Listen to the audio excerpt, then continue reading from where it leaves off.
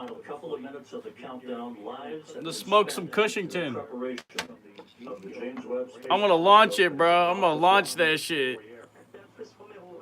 On his side, on the left of the screen. Iron space. We have a green board, no issues being worked. And that is the DDO, the Range Operations Manager, Jean-Luc Voyer, as we have hit the 2-minute mark.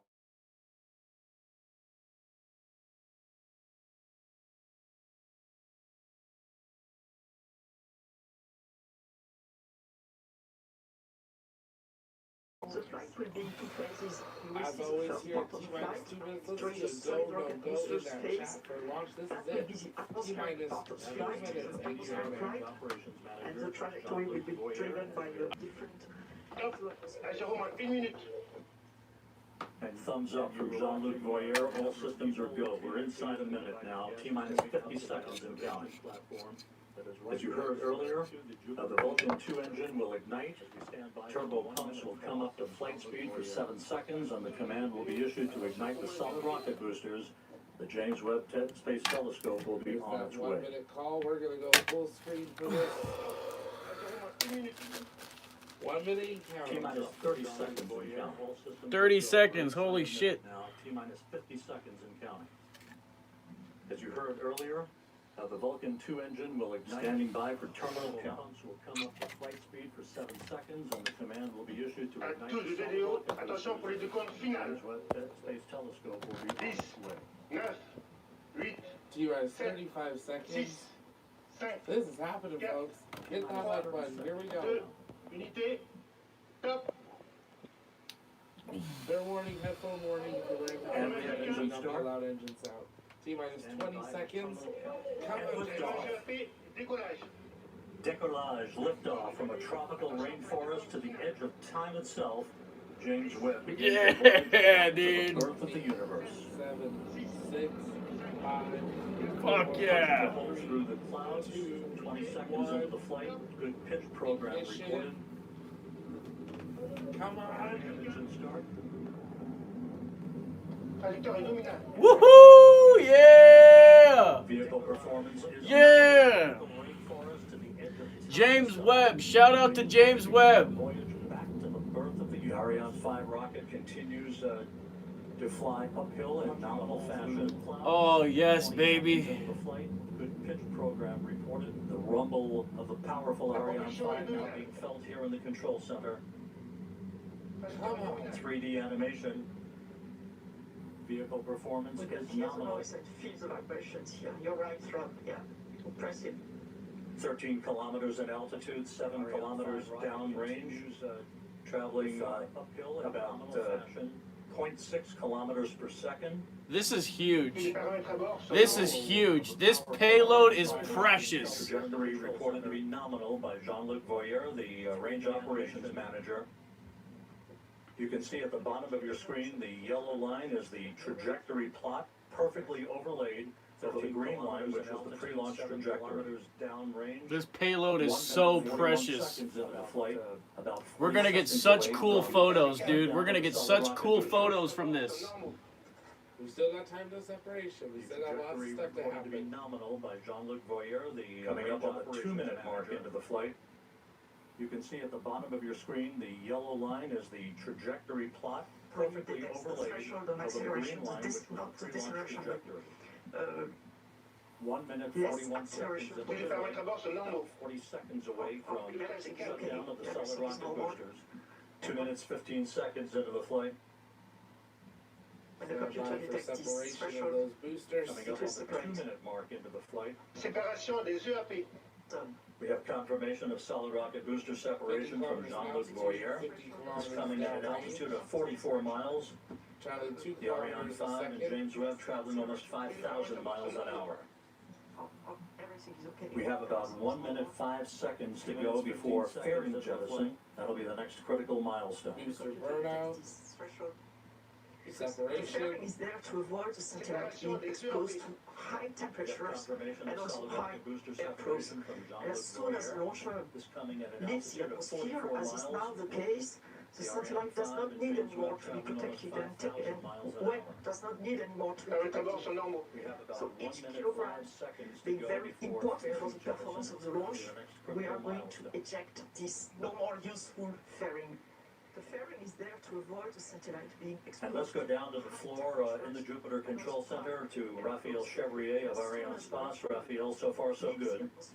Hi, Rob. So far, so good. Everything is nominal, as we say, when altitude and trajectory of the Ariane 5 is going perfectly well. As you can see also on the yellow Langage de la coiffe. on the screen, we had the confirmation of the separation of the two filters and now of the fairing, meaning that we 117 have kilometers crossed an hour to the 200 kilometers downrange. so everything is going well. Raphael Chevrier of And Arianespace. the Raphael, so far so good. parameters are going perfectly smoothly. So Fairing deploy. Oh wow, Raphael, cool. This is a view from the upper stage camera called the Vicky Cam, looking back at the James Webb Space Telescope. This is Wow. about a 20-second delay or so because the way the imagery is processed here in the Whoa. control room. There's your telescope, ready to unfurl its wings, basically, and begin its journey to a Oh, Lagrange wow. point, the L2 point, about 1,000,000 miles away from Earth.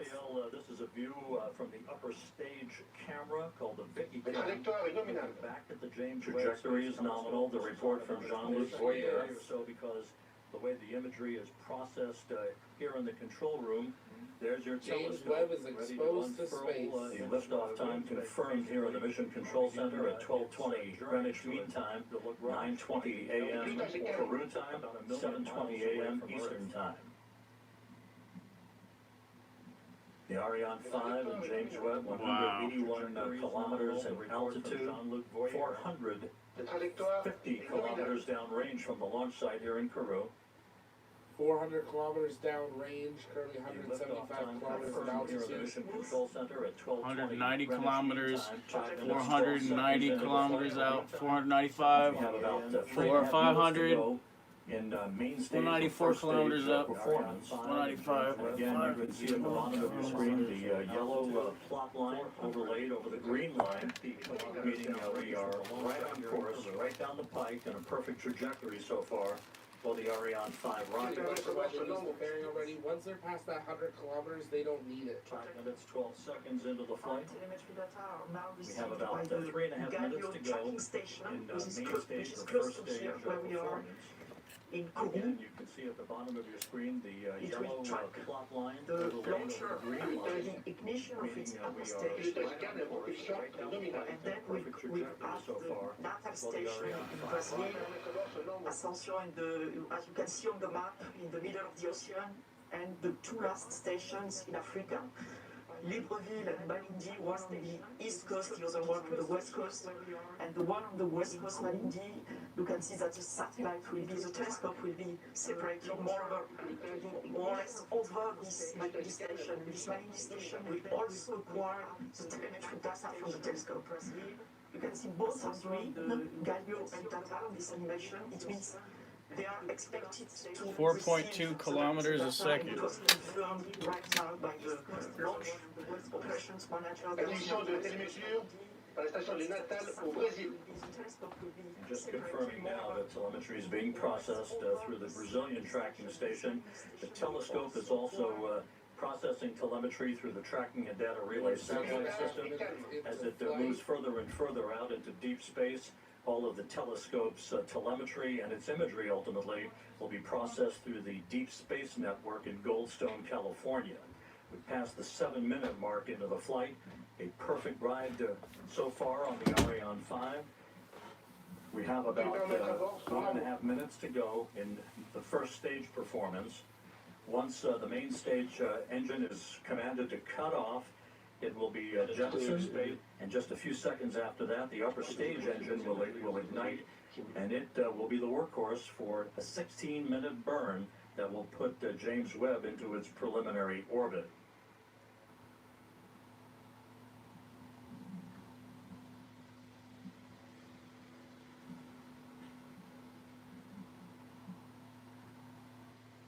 about 11 minutes from now, telescope controllers at the Space Telescope Science Institute will be sending commands to prepare James Webb for the initial series of commissioning activities that will lead to the deployment of its solar array and the initiation of generation of electrical power for the telescope. Range, only 5.5 About 30 kilometers a seconds second. away from main engine cutoff. You can see in this animation James Webb, but it is on its way. Thank you guys for joining us. If it's your first time here, hit that subscribe button and like. La trajectoire est normale. People watching, only 1,400 likes. Nominal Let's get it up trajectory there. Let's get continues YouTube to be telling the more watchword people that James for the Webb day from just the launched. Range We're Operations waiting. Manager, First stage, Jean-Luc that Voyer, main core stage as we to set stand by right for main here, engine right shutdown and after separation. burnout, in just a few seconds from now.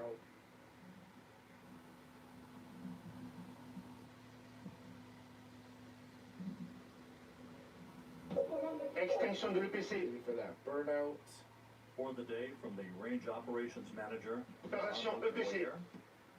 And we have main stage shutdown and separation confirmed here in the Mission Control Center and the ignition of that upper Allumage stage. PSC. And Raphael Chevrier down in the fishbowl. Core so stage far so good. separation. Yes, we have the confirmation of the separation of the main stage and the ignition of the upper stage. The trajectory is Second stage perfectly nominal. ignition. This is very important moment for us because always there is a chance to switch on the cryogenic engine in space condition, and we are now And Raphael at Chevrier down in the 280 fishbowl. kilometers of altitude. So far so good. Speed is a bit more than 7 kilometers per second. As we enter now the second stage of the second phase of the flight, the upper stage is going to power for about 16 minutes to place Webb on its transfer orbit, and right now everything is again nominal as the DVO just said. 20 kilometers of altitude. In a short time from now, the so-called sawtooth maneuver will get underway. Again, like rocking a baby in a cradle, this will be a maneuver to keep Webb's optics protected from overheating loose. You can see here Webb attached on top of Ariane 5 upper stage with a very specific configuration. Of course, it will be different during its lifetime, but for the time being, its sun shield is folded and not yet fully operating the observatory.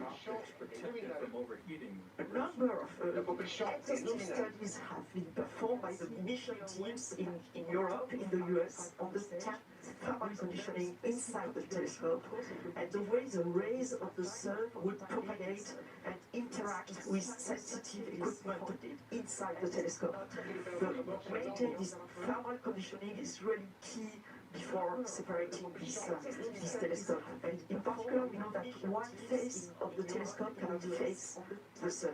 That's why to produce these right thermal conditions inside the Webb, a specific roll law has been designed, what we call the sawtooth approach. And if you are watching carefully to these images, you can see this animation. You can see that the upper stage is going 30 degrees on one side, then 30 degrees on the other side, going back and forth this way to maintain this perfect thermal conditioning for the telescope. What we call the sawtooth approach.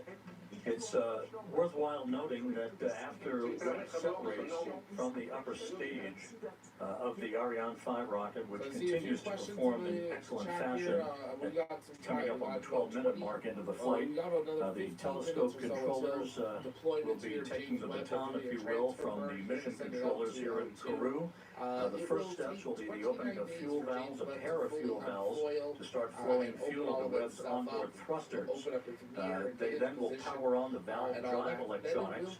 Those are powered on in preparation to control and fire those thrusters when required. Webb's solar array is scheduled to be deployed at approximately the 33-minute mark into the flight. Once it is locked in place, we'll get the call that electricity is flowing through the array. That call will come from the Mission Operations Manager, Carl Starr, who's at the Space Telescope Science Institute at Johns Hopkins in Baltimore. Seated right behind him in that control room is Alicia Starr. A pair of stars helping to guide James Webb On its discovery of the stars, Alicia Starr is the lead engineer for launch and ascent 3,000 events. kilometers downrange. Once the solar arrays deployed and declared power positive, You see the altitude go down a then little bit. 3 out of the 4 hold downs for the aft deployed radiator will be released to prevent binding due to the cool down of the telescope's composite structure. The contamination control heaters will be enabled to protect instrument optics on Webb from any water ice condensation as they cool down. The actuator drive unit will be powered on. This particular mechanism helps with heater control, preventing water ice condensation later to be used to position each of the mirror's segments. All 6 reaction wheels and the wheel drive electronics will be powered on for Webb, and that will be the precursor to the attitude control system using those reaction wheels to maintain the proper orientation with the sun, as opposed to using onboard thrusters. Of course, fuel in those thrusters, very valuable. It's a limited commodity for the lifetime of James Webb's observations of the universe. Powered on for Webb. And that will be the precursor. Sometime they should fly up some astronauts along with it and rendezvous with it, and then like they fly around the satellite taking photos of it, flying EVA and shit. That should be cool. And again, loose fabric from the European Space Agency. How is this trajectory being carefully and methodically adjusted to provide the correct parameters in the final stages of ascent? Yes, Rob, as you can see on this plot, the altitude is slightly going down. It's perfectly normal. The launch vehicle is really on the line where it should be. This decrease of its altitude, slight decrease of its altitude, will allow the launcher to benefit at the upper stage to benefit of the gravity effect, and to increase its velocity until it reaches a thermal threshold. It's about to reach it, or even already reaching it now, and it will go up. And now it will go up and up to the separation of the Webb telescope. Slight decrease of its altitude. It will separate the Webb telescope on a highly elliptic orbit, but still around the Earth. The telescope will be released, inserted on an orbit around the Earth with an apogee, a very high apogee above 1 million kilometers. Trajectory nominal as reported by Jean-Luc Boyer. You see him in that view, 185 kilometers in altitude, some 4,500 kilometers downrange from the launch site here in Kourou, moving at more than 8 kilometers per second. Right on the plot, right on the trajectory, everything looking great. We are about 9 minutes away from the completion of upper stage ignition. It's shut down, and then about a 2.5 minute test phase before Webb will separate. Observatory separation will be called out. We'll be hearing those calls and the initial calls from Carl Starr, the mission operations manager at the Space Telescope Science Institute at Johns Hopkins, through solar array deploy and the declaration of a power-positive spacecraft. James Webb, of course, will be traveling well beyond the moon to a distance of about 1 million miles away from Earth, settling into a highly elliptical, halo-like orbit to begin its astronomical observations. And again, as we mentioned earlier, at the time of observatory separation, Webb will be at an altitude of approximately 864 miles, statute miles, traveling some 21,000 miles an hour, 1 million miles away from Earth, settling into a highly elliptical, halo-like orbit to begin its astronomical observations. And again, as we mentioned earlier, at the time, we're about 8 minutes away from upper stage shutdown. The stage has performed as planned. No issues reported. The launch occurring at 12:20 Greenwich Mean Time, 9:20 Kourou time, 7:20 a.m. Eastern Time on this Christmas Day. Very smooth. The velocity you just mentioned is very important, Rob. The velocity you just mentioned at separation of the telescope is very important.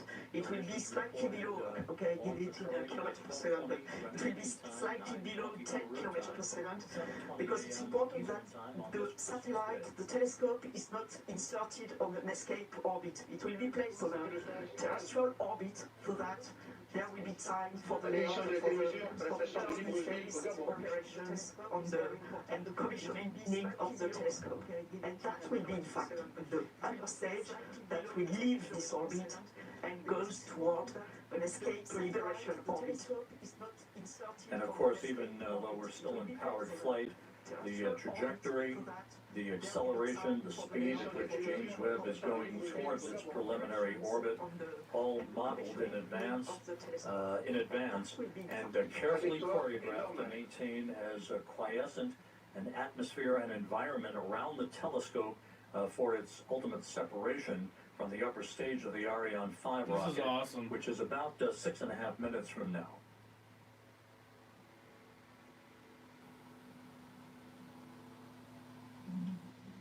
18.5 minutes into the flight. It's very quiet now here in the control center here in Kourou. This is so NASA awesome. officials, European Space Agency officials, Ariane Space officials, all watching telemetry very carefully.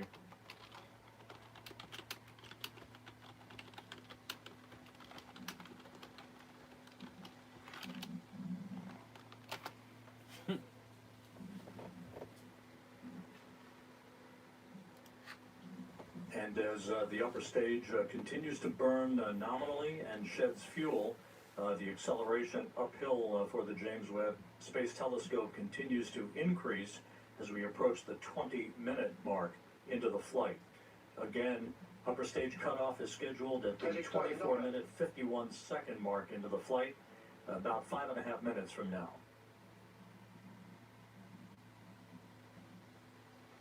After the cutoff of this main engine, as you said, Rob, we will have a short ballistic phase, a short coasting phase that will, when the upper stage will rely fully on its what we call the attitude and roll control system, and it will adjust its attitude so that during this so small ballistic phase, all the requirements from the telescope are fully met.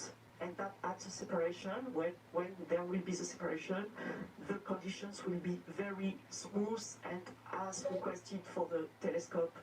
Pilotage est calme, la propulsion est nominale. Today's countdown was as flawless as you can imagine. The weather was perfect all the way through the early morning hours, through the fueling process of the vehicle. The weather's been a bit dicey here in Kourou over the past few days, but everything fell together on this Christmas day to send a new present to the world's astronomer. 20 minutes, 40 seconds into the flight. So cool. They should go check out the Peruvian alien mummies. All parameters nominal as reported by Jean-Luc Voyer, the range operations manager. 4 minutes of powered flight remaining.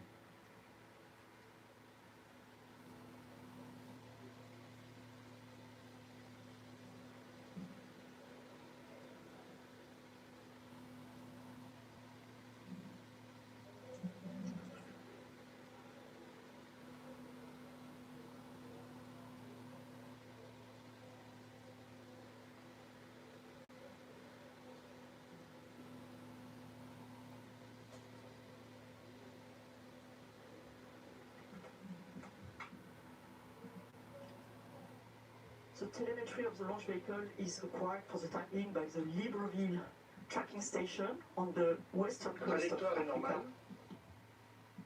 Flight control is nominal, the trajectory is fully normal, fully as expected, as you can see on the plot with the yellow plot over the green one, that is the expected one.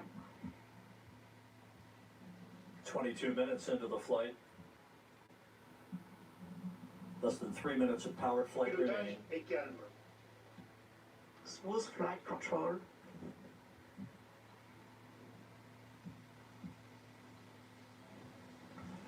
And again, as we mentioned Les before, paramètres à bord sont normaux.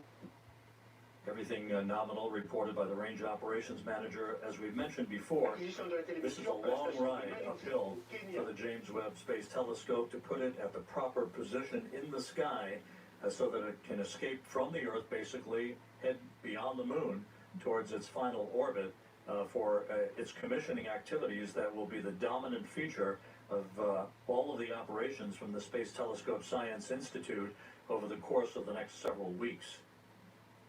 And the launch operations manager announced the acquisition by Lindy, by the Lindy station, as expected, for the end of the flight and the last part of the upper stage flight and the separation of the telescope. James Webb is about 4 minutes away from separating from the upper stage. And again, at that point, it will be on its own. And again, those milestones that we discussed a bit earlier in the broadcast will begin to be followed carefully by the telescope controllers at the Mission Operations Center, the MOC as it's called, at the Space Telescope Science Institute in Baltimore.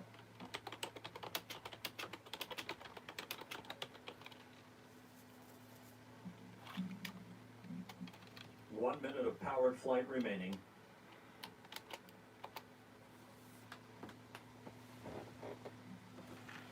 The upper stage continues to function perfectly. It's been a smooth ride for the James Webb Space Telescope.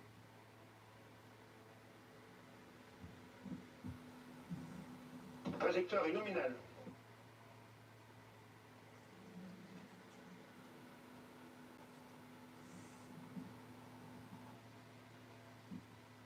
That upper stage was loaded pre-flight this morning with 15 tons of propellant for this long 16-minute burn.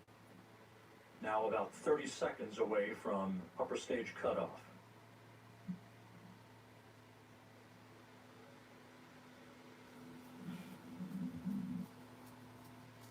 Any real cameras?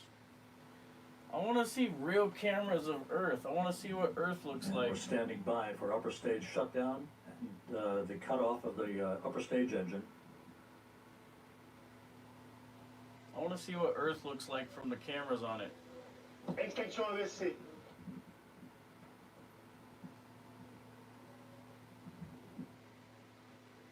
Tous les paramètres à bord sont normaux. Not just the animation, but real cameras. Cutoff of the engine was confirmed exactly as expected, with the exactly expected altitude and speed and velocity. So now we have entered the coasting phase, the ballistic phase, that will last for a little more than 2 minutes.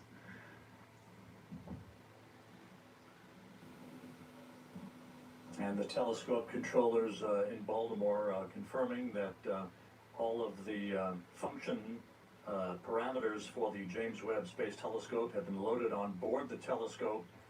We are expecting Webb separation at the 27-minute 7-second mark here into the flight.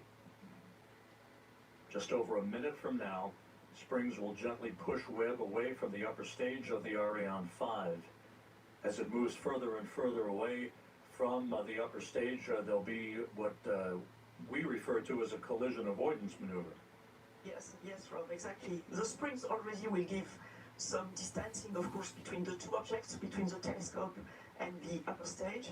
And then the upper stage will leave the trajectory of the telescope and makes a special maneuver to pass the telescope and heads towards a liberation orbit and leaves the telescope on its orbit without any risk of collision and without any risk of pollution towards the telescope. And we're about 17 seconds away from Webb separation.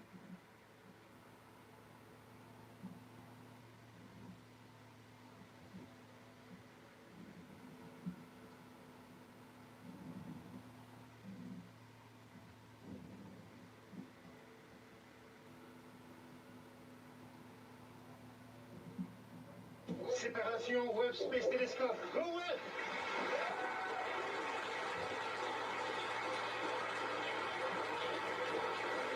Wow. We do have confirmation of observatory separation. The James Webb Space Telescope, amidst applause here in the Mission Control Center, now taking its first steps in pursuit of cosmological discovery. It was a perfect ride to orbit, and all of the separation sequence events are running in good fashion according to the telescope controllers. And there is the view from the upper stage camera on the Ariane 5 looking at the James Webb Space Telescope as it moves gently away from its launch vehicle. Wow.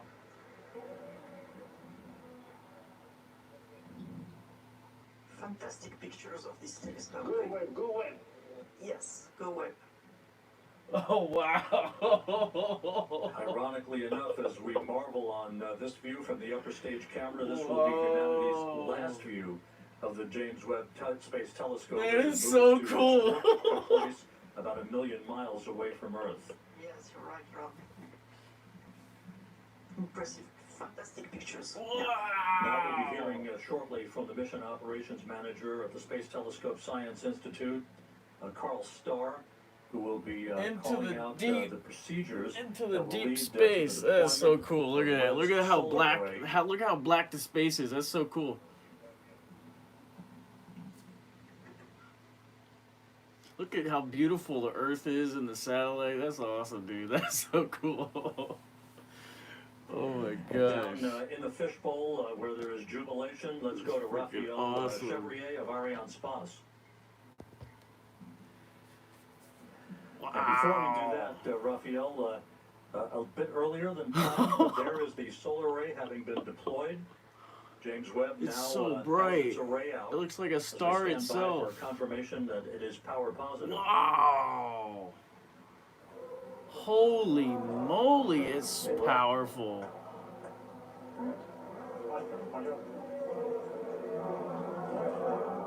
Oh, wow. J'entends pas ce qu'il me dit. Il m'a appelé ou pas? Oh my gosh, are there UFOs pulling up?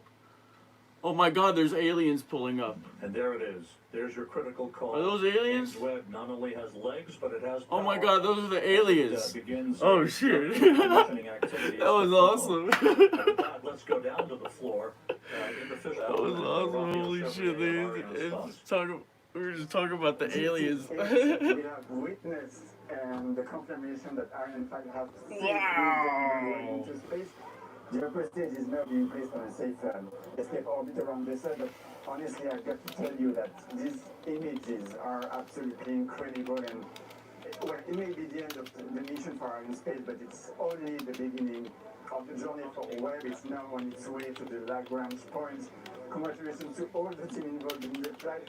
Really, there is no words to describe the emotion that is happening right now in the fishbowl. So, all I can say is good luck, Webb, and bring us incredible data from the deep universe. At that point, I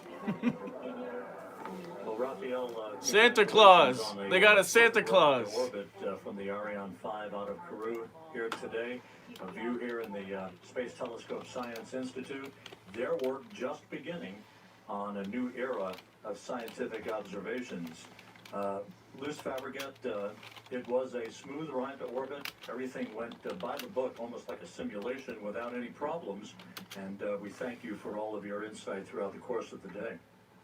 Thanks to you, Rob, and really a great achievement. I have many faces and names now. That was so awesome. And, really, you can be proud of what was achieved on Oh both man, that sides was of the awesome. Atlantic Ocean. Thanks a lot to you. Tremendous jubilation here in the control center. You're looking at Jean-Luc Voyer, the range operations manager. Quite a Christmas present for the world's astronomers as the James Webb Space Telescope That's begins beautiful. its life heading towards deep space. Dude. With that, we're going to go back to the floor now to Katie Haswell. Katie, we did our thing. It's up to you now. Oh my goodness, I just can't tell you. It's such utter utter jubilation here on the floor in the Jupiter Control Center. Everybody's been whooping with joy. The controllers here and the mission controllers jumping up, clapping, whooping with joy, people hugging.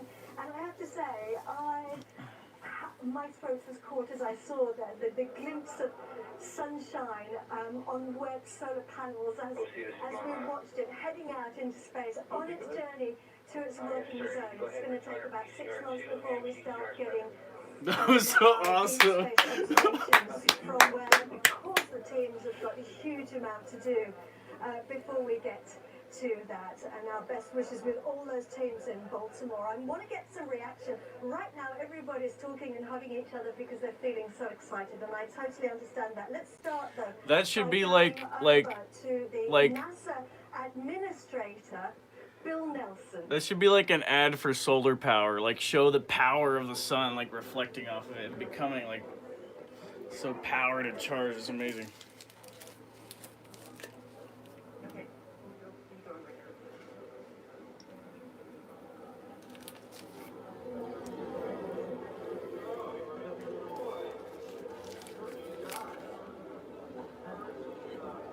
Dude, the ET orbs pulled up again. I mean, they pull up all the time. Those ET orbs.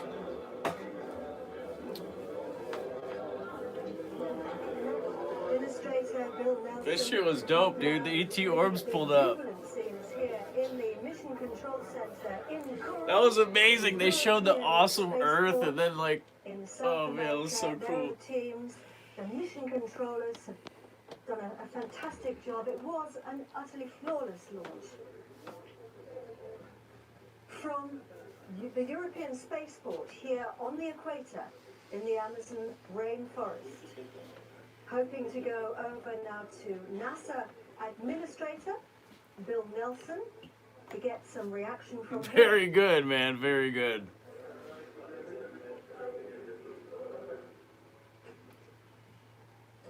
All stations 7.5 minutes, give or take, until sequence continues with our ADIR release part 1 and our TCS configuration. That was so awesome, dude. Wow. I want to go see that again.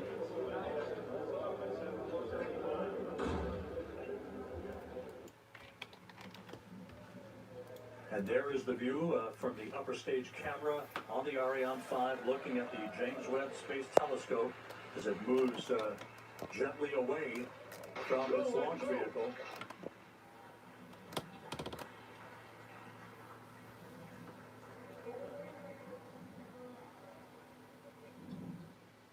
Fantastic pictures of this telescope. Go Webb, go Webb.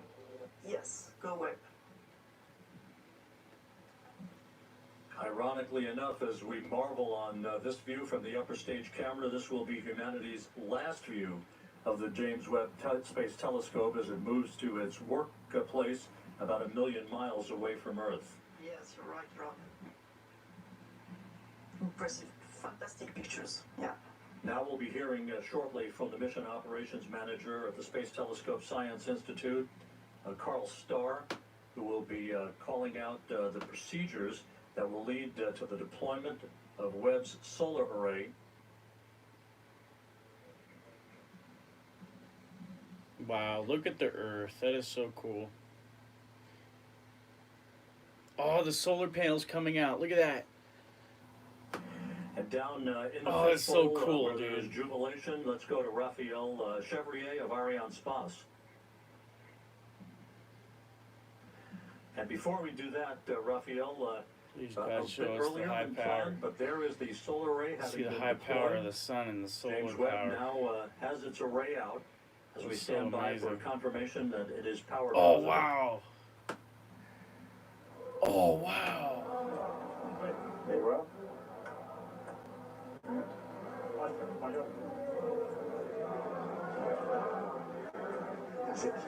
J'entends pas ce qu'il me dit. Il m'a appelé ou pas? Il m'a appelé ou pas, Rob?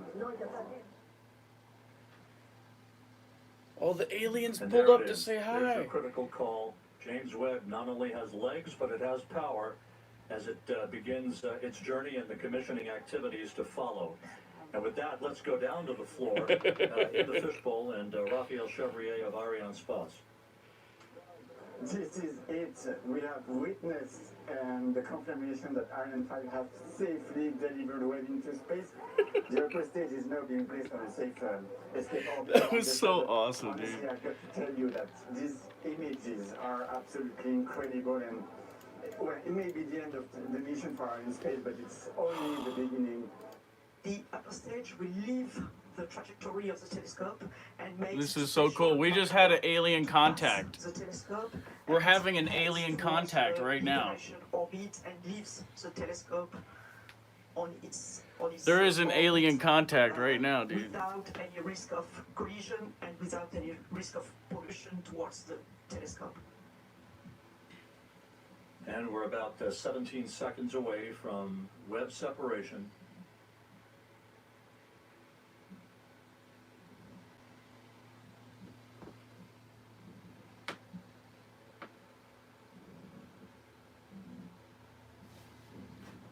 Hey, there's Bill Nelson, right? Séparation Webb Space Telescope. Go Webb! That it's a great day for planet Earth. Thanks to We're having a contact right now with ET, bro. you all have just been incredible.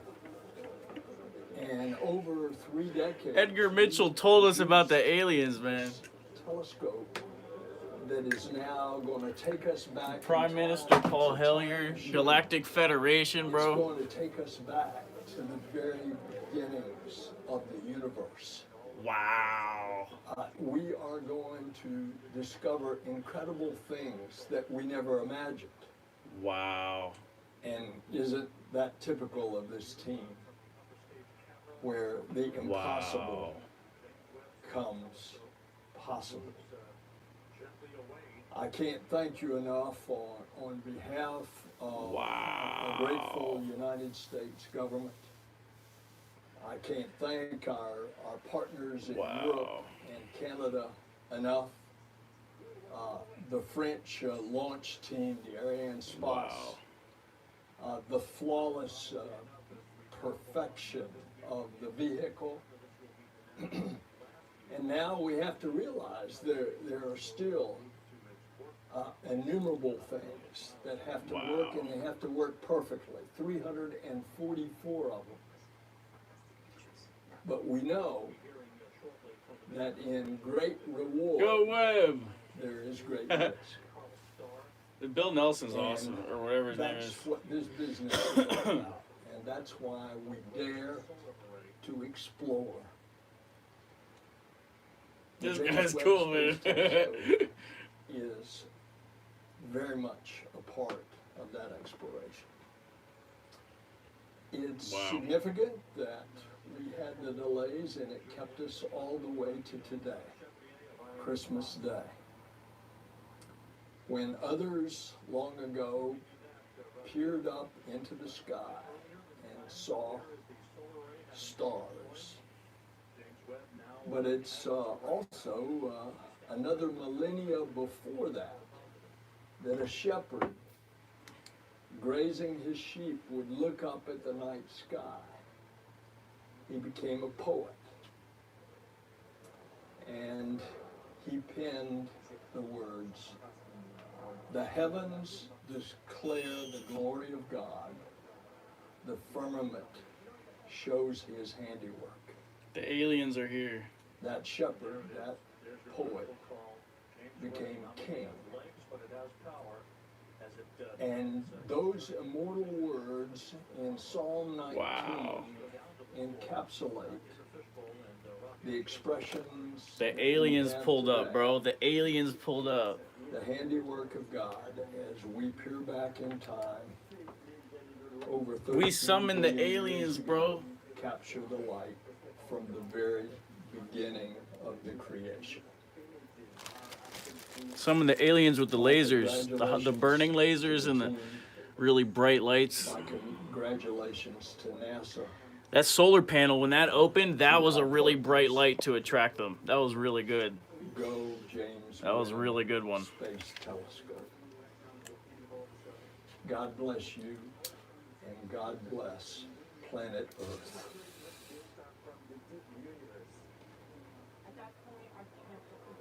Back to you, Katie. Congratulations on a ride to God bless the whole universe, baby. Oh, Bill Nelson, thank you Merry very, Christmas. very much for those incredibly moving words. Indeed, we're heading out to look at the first light of the universe, and Bill Nelson there. We have Stefan Israel with us from Ariane Space. Bill Nelson there being so complimentary about the partnerships, the teamwork, and thanks as well to you guys for this fantastic launch. What a day, Stefan. Indeed, what a Christmas gift today from the Guyana Space Center. We really want to thank NASA for its trust. The administrator, Bill Nelson, we have with us Thomas Doboron and all his team, and our first results are going to NASA. It is a journey of 20 years we have made together. We have worked at hell, I would say, to make this happen, and now it's I want to thank as well ESA, who is formerly our contractor for this launch. We have Joseph Ashbarer with us, we have Daniel Neuenschwender. We have worked hand by hand to make it happen. I want to thank... Oh shit, I meant to say love you, Bill Nelson. I didn't mean to say low you, BLM. What the fuck? Shit. Marianne Claire is here to make this 14th launch of the year, and this very special mission. We got a Santa Claus. Hey, that's what NASA used to say when they were up in orbit and they would see UFOs. They would be like, "Oh, we got a Santa Claus." It is also a great step for the friendship between the United States of America, Europe, and France. So thank you very much to all of us. And now I think we can take a little bit of a rest, but we are going. We got a ton of Santa Clauses. Final destination. Thank you very much. Thank you very much, Stefan. And the Director General... A ton of Santa Clauses from some sort of galactic federation. Joseph.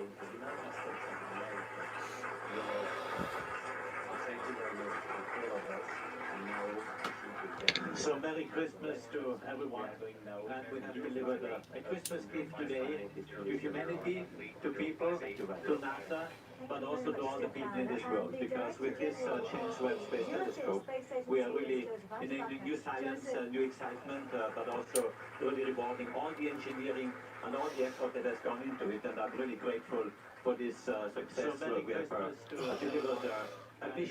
Now it's time to make flying saucers. Everything is nominal, and I'm very grateful. Flying saucers for low Earth orbit or whatever, man. Like, we don't have to go far. It'll be fun just to go to space. But let me also just very briefly recall that this was really a team effort. It was a team effort of the European team. We call it the Team Europe, the European Space Agency, obviously, providing the launcher with Ariane Space, with CNES, with Ariane Group, with all our partners. Fun just to we go have up. to make this possible. And I At would least a like couple to hundred miles. spend a minute to thank all the people in this. Here is Christmas. Some of them are here. Have been spent weeks here in French Guiana or at the sites where they've been working. It's a special moment. I know I have made sacrifices, but it's a special moment. And really thank you from my heart. But also thank you, NASA. Bill Nelson was speaking before. Thomas Chobuk is here with his team.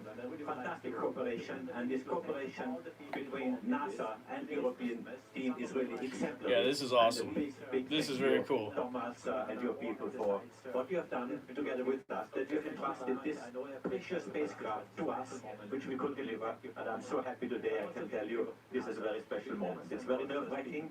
I couldn't do launches every single day. This would not be good for my life expectancy, but I can tell you this was very exciting, very nerve-wracking, but really, really very successful, and thank you on my side. And congratulations, NASA, congratulations, science community, big science is to come, and really, really happy. Thank you for Very cool. And I'm so happy to be able to tell you this is very exciting. So the president of the CNES which is the French Space Agency, is Philippe Baptiste, and he joins us now. Philippe? Well, as everybody here in the room, I'm very, very happy to see that everything was fine, everything is nominal. Great news for NASA, for ESA, for all of us. I just want to thank all the people who have been working over the last 20 years on this incredible instrument, on this telescope, but also people who have been working on the launch. I'm thinking especially of the 500 people who have been working yesterday during Christmas Eve to prepare the launch, to prepare the successful launch, and I really want to thank them very much. People from FNES, from ESA, from NASA, from Arianespace, and from all the partners who are around. Well, yeah, this is how I launch rockets. I just turn this on. 3, 2, 1, click, and then it just goes. They were monitoring everything, and without them, nothing would be possible here on this side. So thank you very much for all of them, and thanks also to all people from Guyana who are supporting this incredible European spaceport that we have here today. Thank you very much. So we now have a pre-recorded message from Lisa Campbell, who is the president of the Canadian Space Agency. Thank you very much for all of them, and I am so proud to witness the highly anticipated launch of this extraordinary mission. Je suis très heureuse et fière de m'adresser à vous aujourd'hui. It's a remarkable feat of international collaboration to think of all the scientific and engineering coordination that made today's events possible.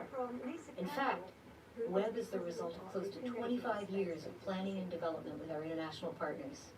Notre participation au télescope Webb est l'aboutissement de plus de 25 ans de planification et de développement avec nos partenaires internationaux. We're playing a big role on the world stage. Canadian excellence has helped make this flagship telescope a reality. Our participation in Webb is extremely significant. It's the largest space science project in the 60-year history of our space program. Webb est effectivement le plus grand projet de sciences spatiales dans lequel nous avons été impliqués depuis le début de notre programme spatial. The successful launch of this groundbreaking telescope bolsters humanity's quest for knowledge of the cosmos and ignites interest in astronomy for a new generation. The Canadian Space Agency is proud that it contributed critical instruments to this large-scale partnership as part of a global effort to spur the next great scientific leap. We're thrilled to take part in a mission of such enormous scientific promise. Nous sommes ravis de faire partie de cette mission extraordinaire. Canadian astronomers are excited to use Webb's data and benefit from the tremendous science opportunities offered by this one-of-a-kind observatory. We congratulate the fantastic team of over 10,000 people who put all their skills, ingenuity, and effort into developing the telescope for more than 2 decades. Bon voyage, Webb. Canadians will follow your journey with great interest. Canadian astronomers are excited to use Webb's And data. now I'd like to hand you over to Thomas de Brucken, Offered by this who one-of-a-kind is the observatory. head of science We at NASA. congratulate the Thomas. fantastic team of Well, Katie, what an emotional day, what an emotional time. We're here, all of us who have been working together for so many weeks, months, and years, and more importantly, our teams are taking team images behind us who have put in front of their lives as the highest priority for so many of them to actually get this done and get it done here, working even during the holiday times. I just couldn't be more grateful to the many, whether it's Arianespace, CNES, the European Space Agency, all the amazing people around French Guyana, the forces that are here, all the good people that have been such great hosts to our teams, all of them I want to thank. You know, whenever we look at launches, they're both an ending and a beginning. They're an ending of an engineering project on the ground, and with many amazing hours and challenges that are there. But they're a beginning. They're a beginning of one of the most amazing missions that humanity has conceived, and I'm so excited to look forward to the next setup of this telescope and all the science to come. Thanks to everybody. This is what we can do when we come together, KDS1, humans. It's just absolutely incredible. It's wonderful, and Dr. Z, thank you very much. Massive congratulations to you all. That was really cool. It looked like some aliens pulled up. It was really cool. at the Guiana Space Center, and also. I mean, but that happens all the time. I'm so used to it. I mean, it just happened to me in my bathroom. You know, they got smart dust everywhere. They got orbs everywhere, of all different sizes. I'm going to hand you back now to Goddard, but before I do, I just want to say from all of us here at the Guiana Space Center, Merry Christmas. Over to you, Michelle. At the Guiana Space Center, and also Thank you, Katie. I can tell you that here it feels like the dawn of a new age. Historians of the future will divide our understanding of the cosmos into eras before Webb I'm and going to after hand Webb. you back Webb now is this milestone that marks a bold effort to look backwards in time to the mysterious origins of at the everything. Guiana Space Center. Of course, we move at human time scale, so here's what's coming up. In the next few weeks, engineers will unfold Webb's critical sanctuary to begin chilling the telescope to unimaginably cold temperatures. They'll extend the DTM, the deployable tower assembly, the structure that supports the Great Golden Mirror. And then finally, they'll unfold that mirror and begin the process of fine-tuning the system forward. Through it all, we intend to bring you live coverage of all of the important events that are happening, along with expert commentary and extraordinary images from the Mission Operations Center and our own broadcast headquarters here at Webb's home, the NASA Goddard Space Flight Center. Stay with us over the next few weeks because the adventure is just getting started. Speaking for everyone on the team, it's been a great pleasure to be with you here today. I'm Michelle Fowler, and you've been watching special live coverage of the historic launch of the James Webb Space Telescope. Thank you for joining us. Images from the Mission Operations Center and our own broadcast headquarters here at Webb's home, the NASA Goddard Space Flight Center. Stay with us over the next few weeks because the adventure is just getting started. Speaking for everyone on the team, it's been a great pleasure to be with you here today. I'm Michelle Fowler, and you've been watching special live coverage of the historic launch of the James Webb Space Telescope. Thank you for joining us.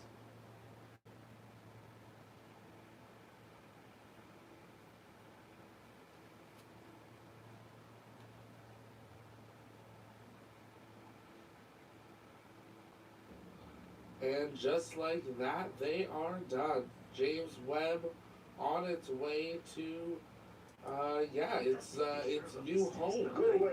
First of all, thank you so much to all of you who have joined us over the last. Ironically 12, enough, as we 15 marvel hours on or so, this view from the upper stage camera, this will be humanity's last view of the James Webb. So great having so many of you here with us as we have counted down to this historical launch here today of James Webb on its way. We're working out what our upcoming coverage is going to look like for the deployment of James Webb. We will do flash updates as moments happen. If you guys want to follow along with James Webb where it is in the moment, head to jwst.nasa.gov and you can find that out there. But that is it. James Webb is deployed. We've about a million miles away from Earth. For it, but we are so excited that we had a successful launch of the Ariane 5 today from the French Guiana. Now we'll be hearing shortly from the Mission Operations all of you that were Manager of the space. Us, thank you so much. It's been great having you all here. Merry Christmas to all of you that are celebrating with your family and from the entire Launchpad team. We hope you have a great Christmas. To those celebrating other holidays, we hope you have a great holiday season as well, surrounded by those that you love. And we wish you guys all the best going into the new year. We got a couple more launches on the 27th until we wrap it up for 2021. Ironically enough, as we marvel on this view from the upper stage camera, this will be humanity's last view of the James Webb Space Telescope as it moves to its workplace about a million miles away from Earth.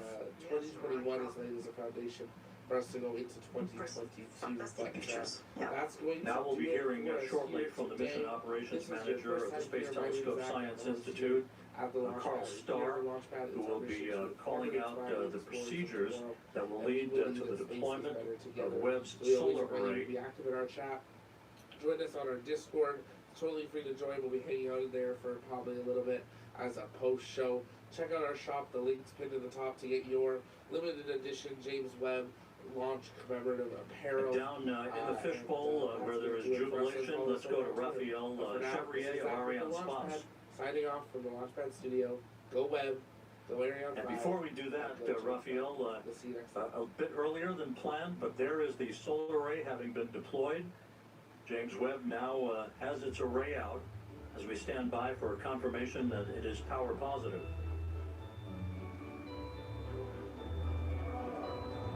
Hey, Rob.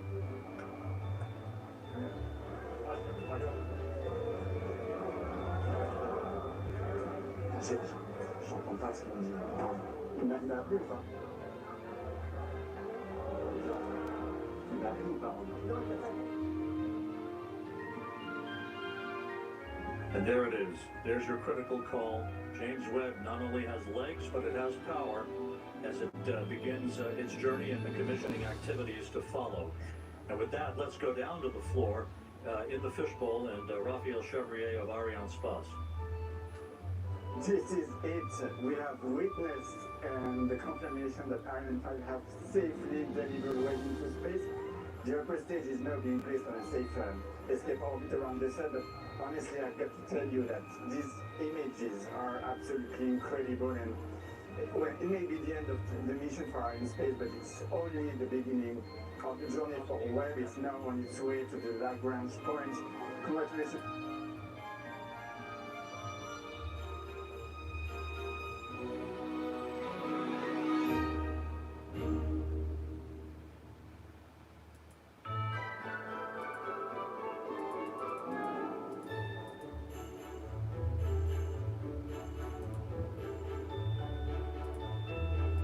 Recovery.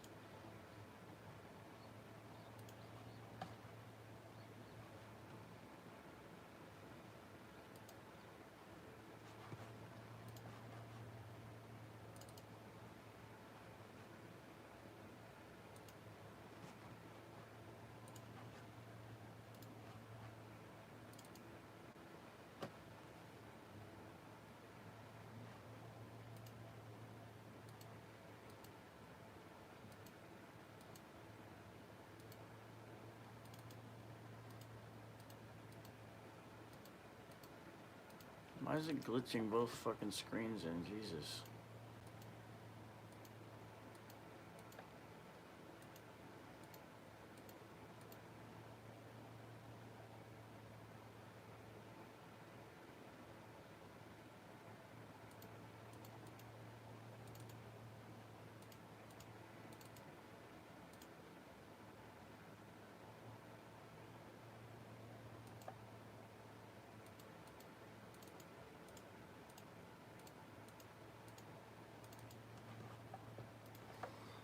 Can you just like take a video of it?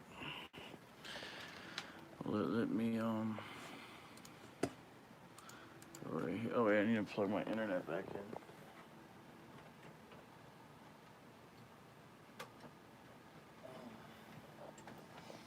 Yo, that was so cool to watch that freaking whatever, that solar thing. And then the freaking like ET pulled up and the whole rocket launch. That was the coolest thing I've ever seen, dude. That was so cool to be a part of that. And have all these cool people talk about it.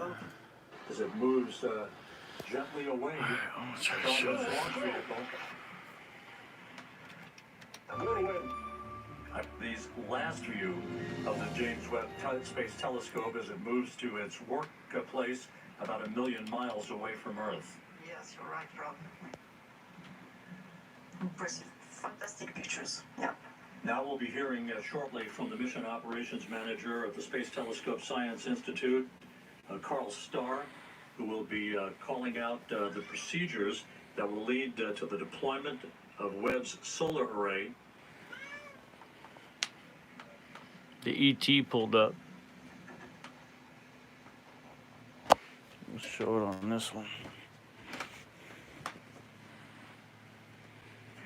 And down in the fishbowl where there is jubilation. We're having ET contact right now as we speak. And before we do that, Raphael, a bit earlier than planned, but there is the solar array having been deployed. James Webb now has its array out as we stand by for confirmation that it is power positive. Hey, Rob.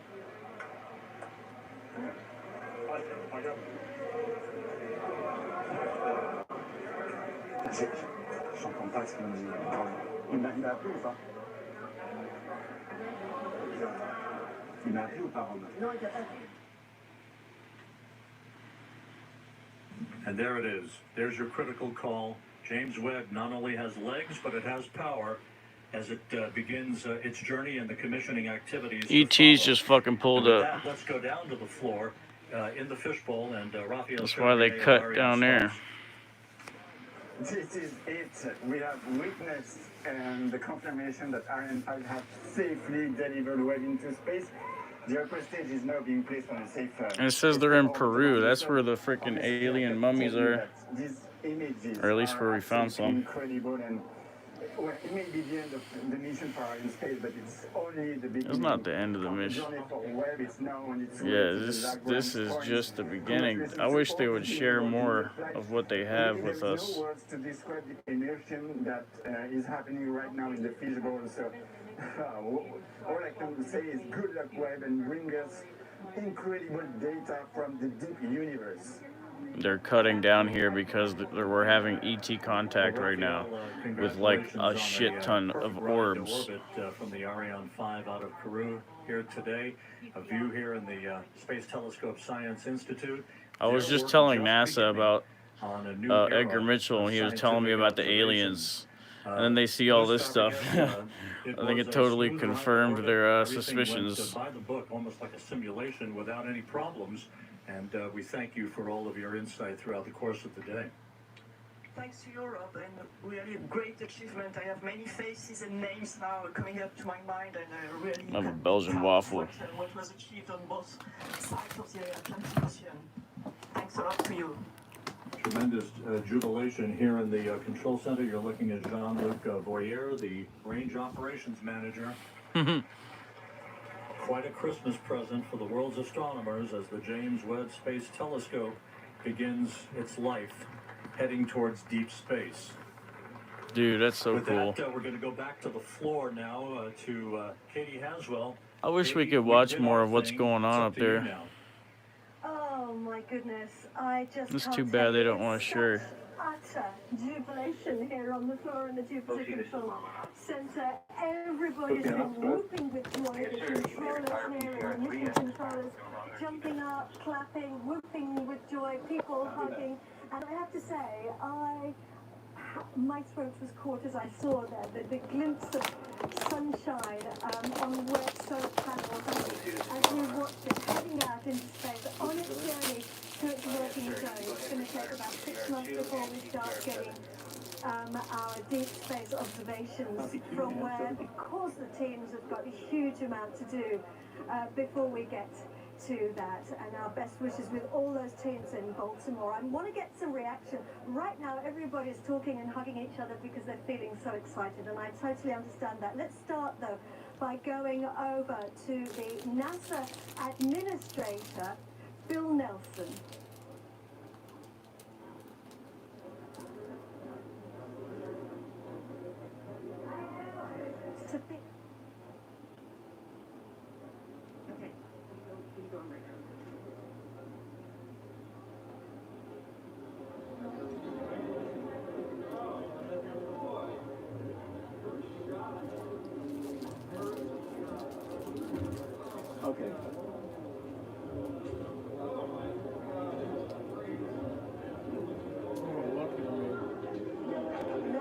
Administrator Bill Nelson right now looking at these jubilant scenes here in the Mission Control Center in Kourou, the European spaceport in South America. There are the teams.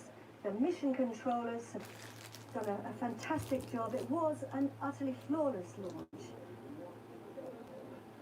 from the European spaceport here on the equator in the Amazon rainforest. Hoping to go over now to NASA Administrator Bill Nelson to get some reaction from him.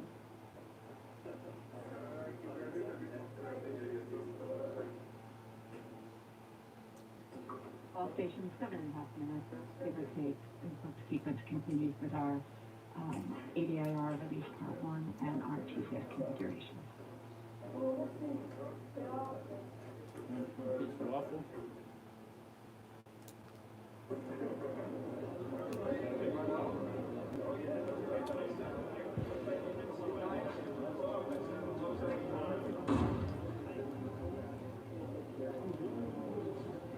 And GSC on off, filling the JW6 config.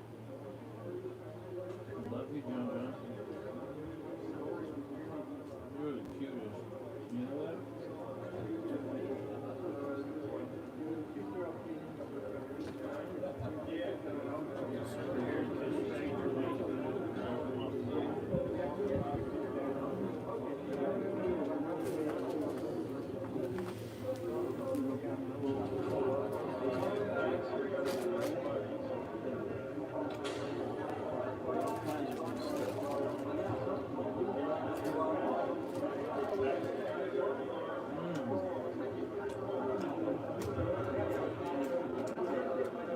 Good chips.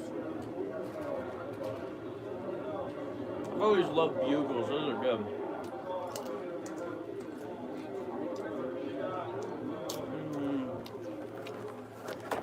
Try these bagel chips too. Okay, the range operations manager has been calling out the milestones throughout the flight today. And the ESA team The awesome Kush brothers. responsible for so much fabulous work. Great teamwork here to get the Webb telescope into space. And Really, Webb is now really heading phenomenal on work, its journey, man. on its own, with the mission controllers, the telescope mission controllers in Baltimore, following those It really is. incredibly important first actions and first operations. Charlotte Besco there, who's responsible Oh, for the so ESA cool. operations here at the What's up? spaceport. Merry Christmas. We're hanging in there, waiting and hoping to hear from the NASA Administrator, Bill Nelson, who I have absolutely no doubt. Oh yeah, will be ranch as jubilant bugles. as Yeah, man. everybody here at the Guiana Space Center. Charlotte Besco, who has been working from, I think, most of her professional life in human spaceflight and now heading up the ESA operations here at the European spaceport. Ooh. I should dip it in pate. I'm gonna go get some pate and fucking dip it in.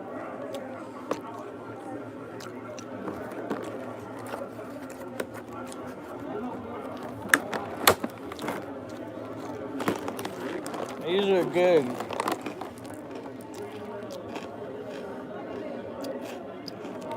These little bagel chips. These Belgian waffles. Up to you, Bill Nelson. I got so much food for Christmas. I got bags of stuff. This is like a bag full of candy.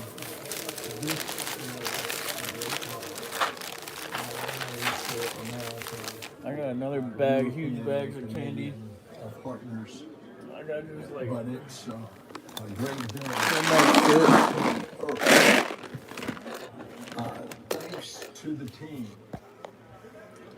You all have just been incredible. And over I don't know what should I dip this shit in? I don't know. It's like pate or something. That'll be good. Telescope that is now going to take us back in I'm gonna go get some time. It's a pate. time machine. It's going to take us back to the very beginnings of the universe.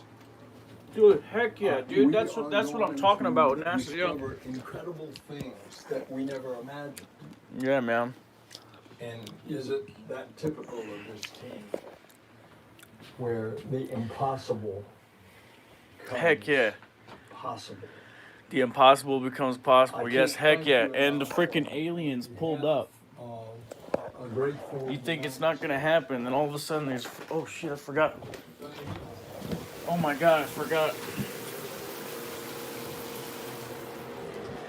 I made it super steamy in here because it was freaking UFO orbs were freaking like swarming me in there. Or maybe it was just dust, but it seemed like they were moving electrostatically intelligently, like the orbs do. That happened right when they were doing it with NASA too. It's interesting. So, I'm gonna get some pate. Let's get some pate. What should I get?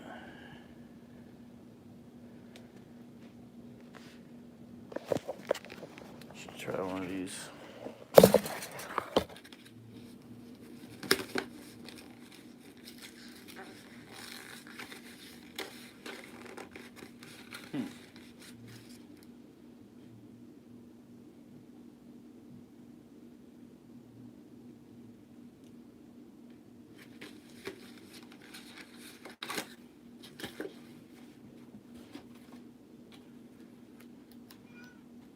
Hi, baby. Hey, buddy boy, you want to try a little pate for Christmas?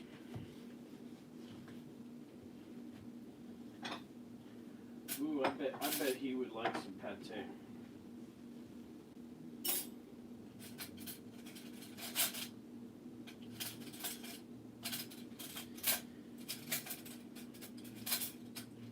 A little pate Frenchman kitty cat.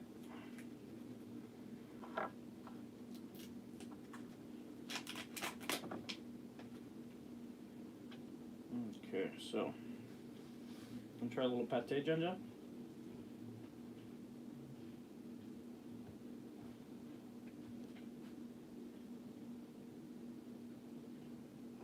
Here you go. Try a little pate?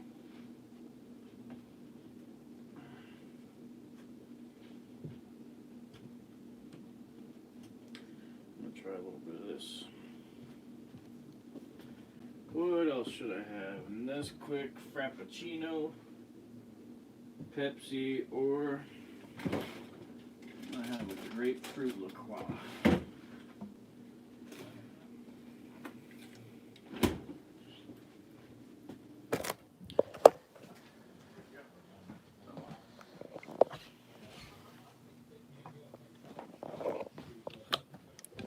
What, Dad? Yeah. Yeah, I've been watching the rocket launch. Thank you very, very much for those incredibly moving words. I got some pate out. I got some pate out. Oh, did you? And you're not seeing side Hell yeah. You're not seeing any problems. You know what I'm saying? Once it goes up like 20 seconds, they have it's all animation. It's like okay. No, but did you see at the end when they deployed and then they got alien contact? There's an alien contact going on right now. There's hundreds of aliens orbs that pulled up on them and then they shut the cameras off. What? Yeah, they had a bunch of things. They had to switch back down quickly to ground control after they deployed the satellite.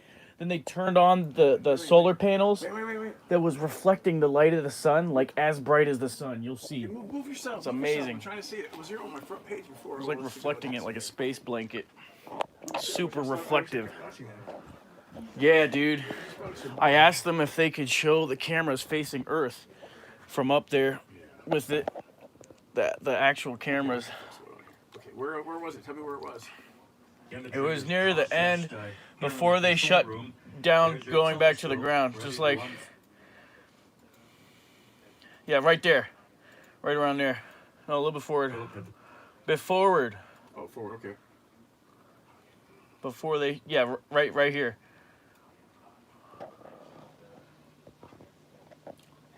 We'll go back a bit. There it is. There's your critical. Go back to the beginning before the Telescope Science yeah. Institute. Carl Stark. Right there, yeah. Sequence events are running in good fashion according to the telescope controllers. What's it doing? It's just a little bit glitchy sometimes, but it does get a good video eventually. And why would it be glitchy? And the thing is just like not that far away. As it moves, I don't know, but it looks good. Like, it gets a good video. Bullshit. Is this on yours too, or is it just mine right now? No, it gets a good video eventually. That's a fucking cartoon too, dude. Fantastic pictures of these things. That's a fucking cartoon, dude. Yes, go away. That is not a real image. Ironically enough, as we I think that's real. on, this view from the upper stage camera, this will be humanity's last view of the James Webb Space Telescope your as it games moves have to better its Earth work images than place this. about 1 million miles away from Earth. Yes, you're right. That looks real to me. Yeah. You can't distinguish it these days anymore. Fantastic pictures. Yeah. Now we'll be hearing telling you, we don't have a shortly single from the mission image of the Earth operations from space. manager at the Space Telescope Real Science image. Institute, Carl Except Starr, close up, right? who will be Really calling close out the procedures that will lead to the deployment I think this is real. of Webb's solar array. I don't believe a fucking thing NASA puts out anywhere. They're so full of crap. Sorry to be negative on it, but it's just my opinion. I've done so much research on this since before you were born. The team effort of the European team, because Yeah. Team Europe, Yeah, I think NASA does put out a lot of fake stuff. the launch with Arianespace, with CNES, with Ariane Group, with all our partners which we have to make this possible. I really would like to spend a minute to thank all the people involved in this. Today is Christmas. Some of them are here that can spend weeks here in French. What? It should be at the end of that. You'll see a bunch of orbs.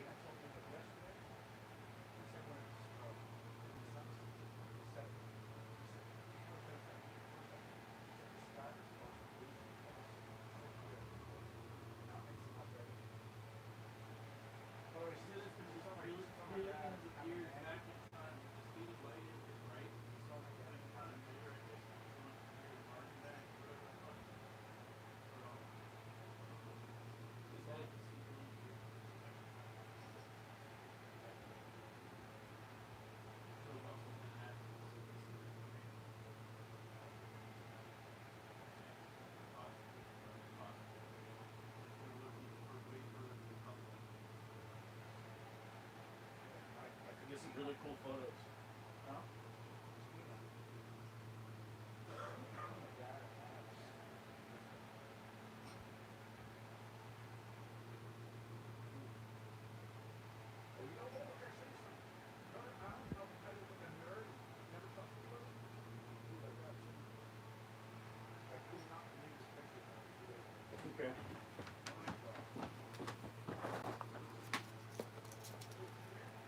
Yeah, and I'm just getting a couple crackers. I'm hungry.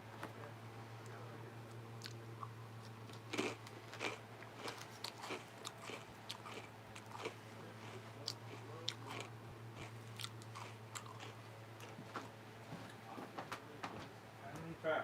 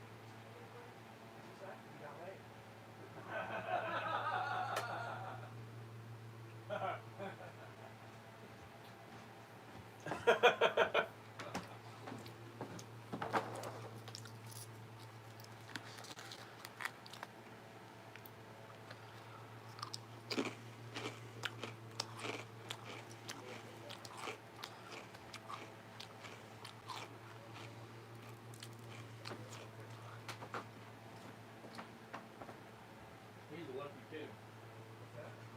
He's a lucky kid, but he's also unlucky association.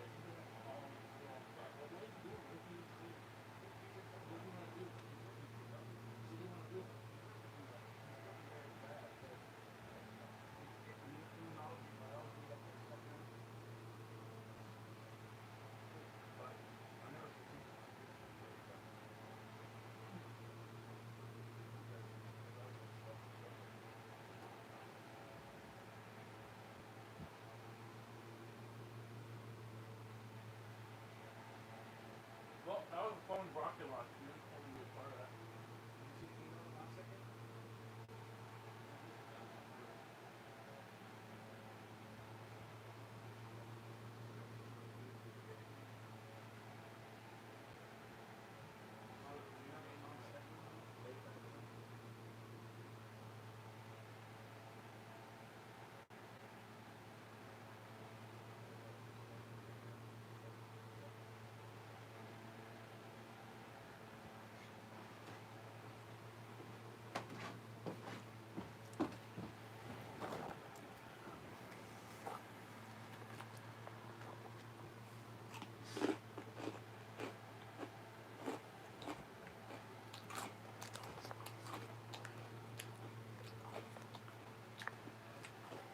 I don't want to read it till tomorrow.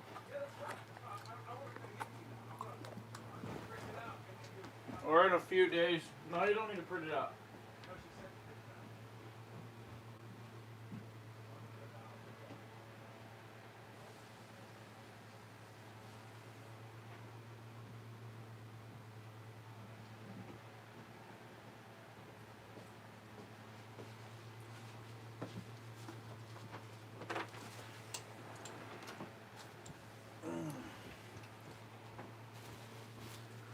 Oh man, I wish they could still show us what's going on. This is sad. What the fuck, man? Why does NASA have to be so greedy? I don't know why NASA won't show us more with their live feeds of space.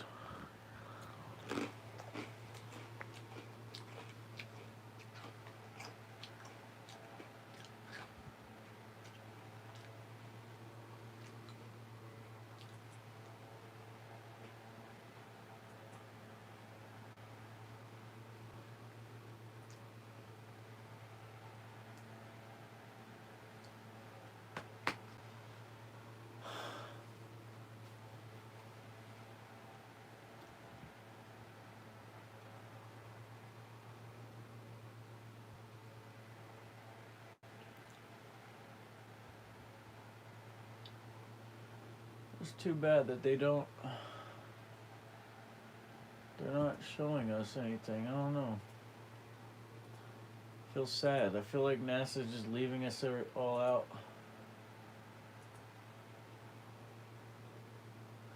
I wish NASA would share their stuff.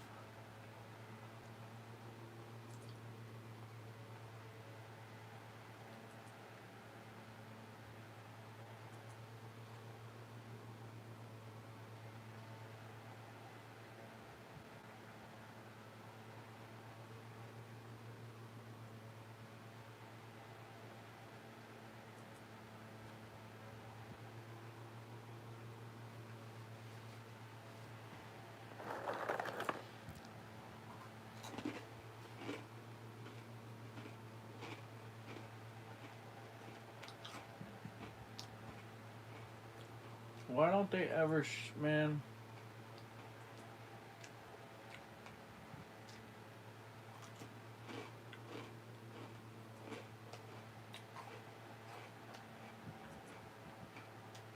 ISS Live HD feed.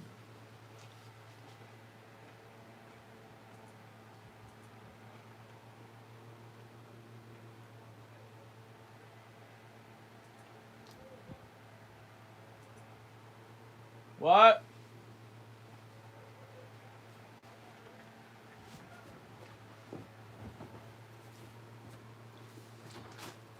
What did you say?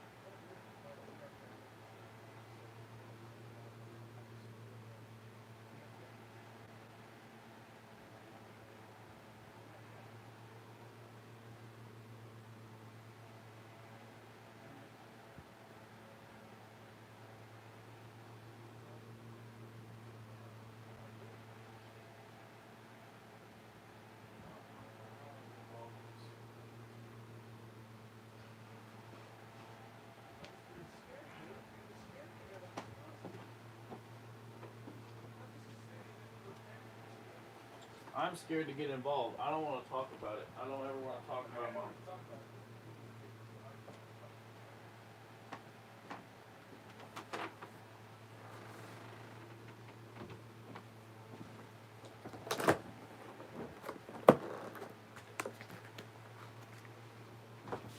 I don't have any opinion. What? I mean, what? It's not. Doesn't make me happy.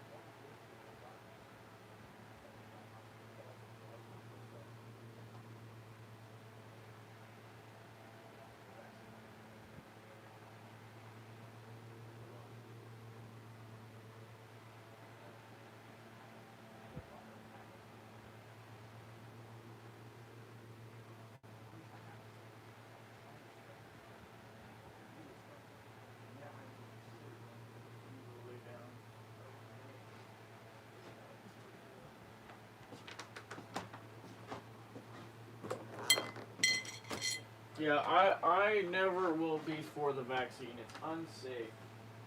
It's causing people to actually get that. It's not good.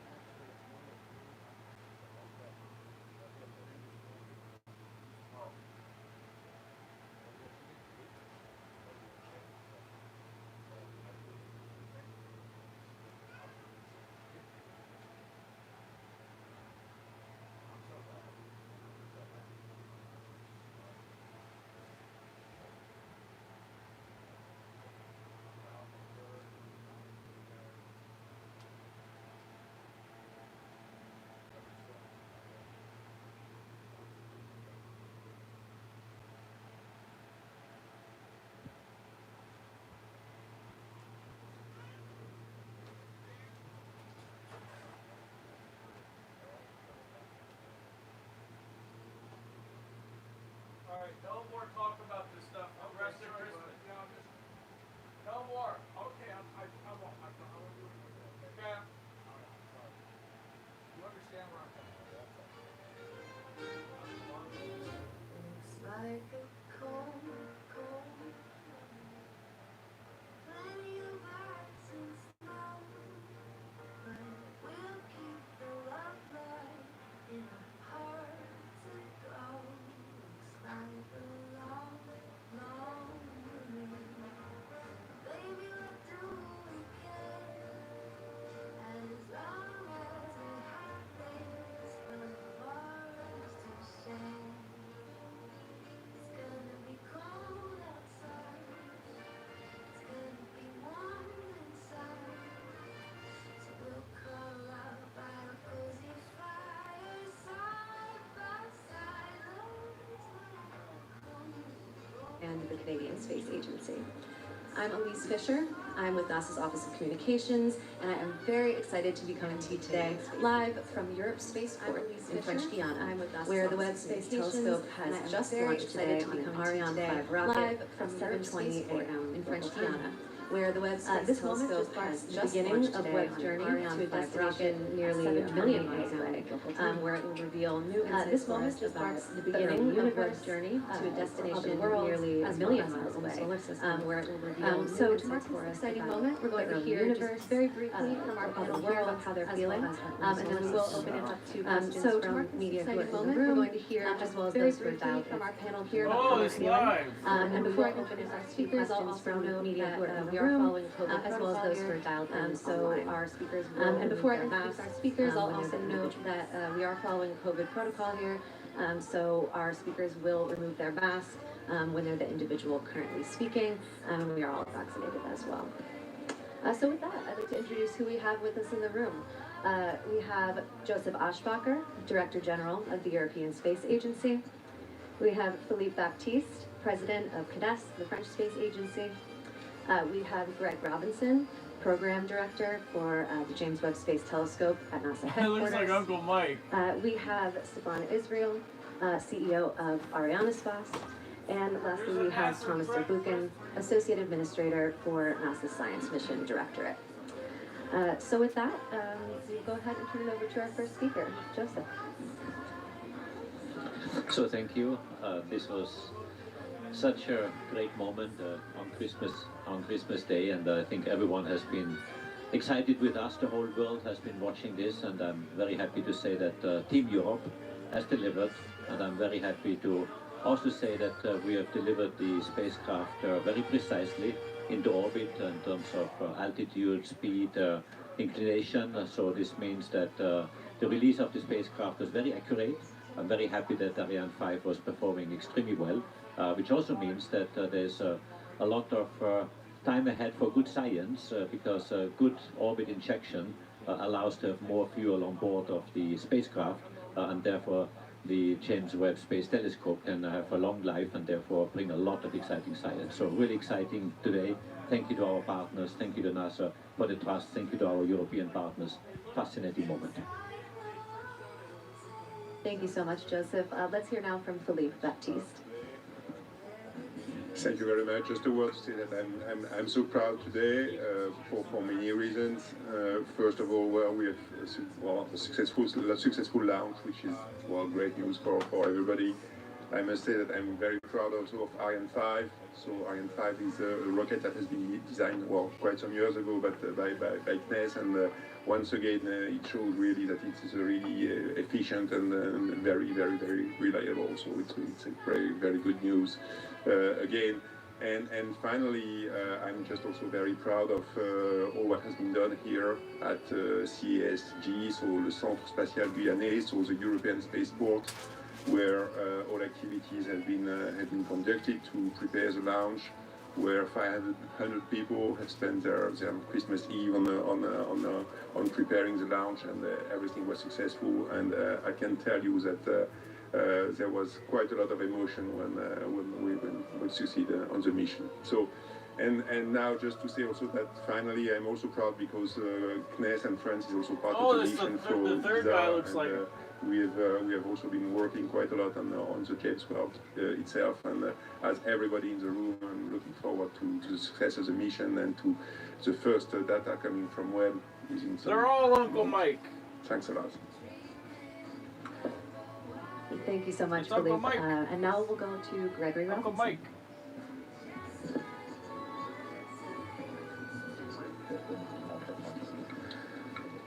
I'm not sure how much time I have because I have so much to say. Certainly an amazing liftoff. We're on our journey thanks to this tremendous partnership. World, man. I say the world gave us this telescope, and we're handing it back to the world today.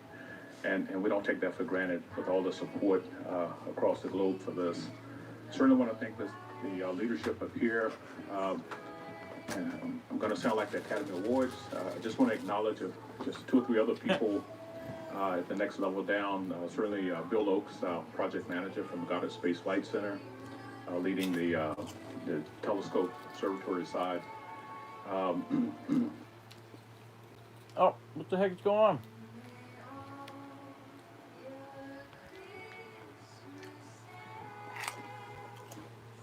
The fuck just happened?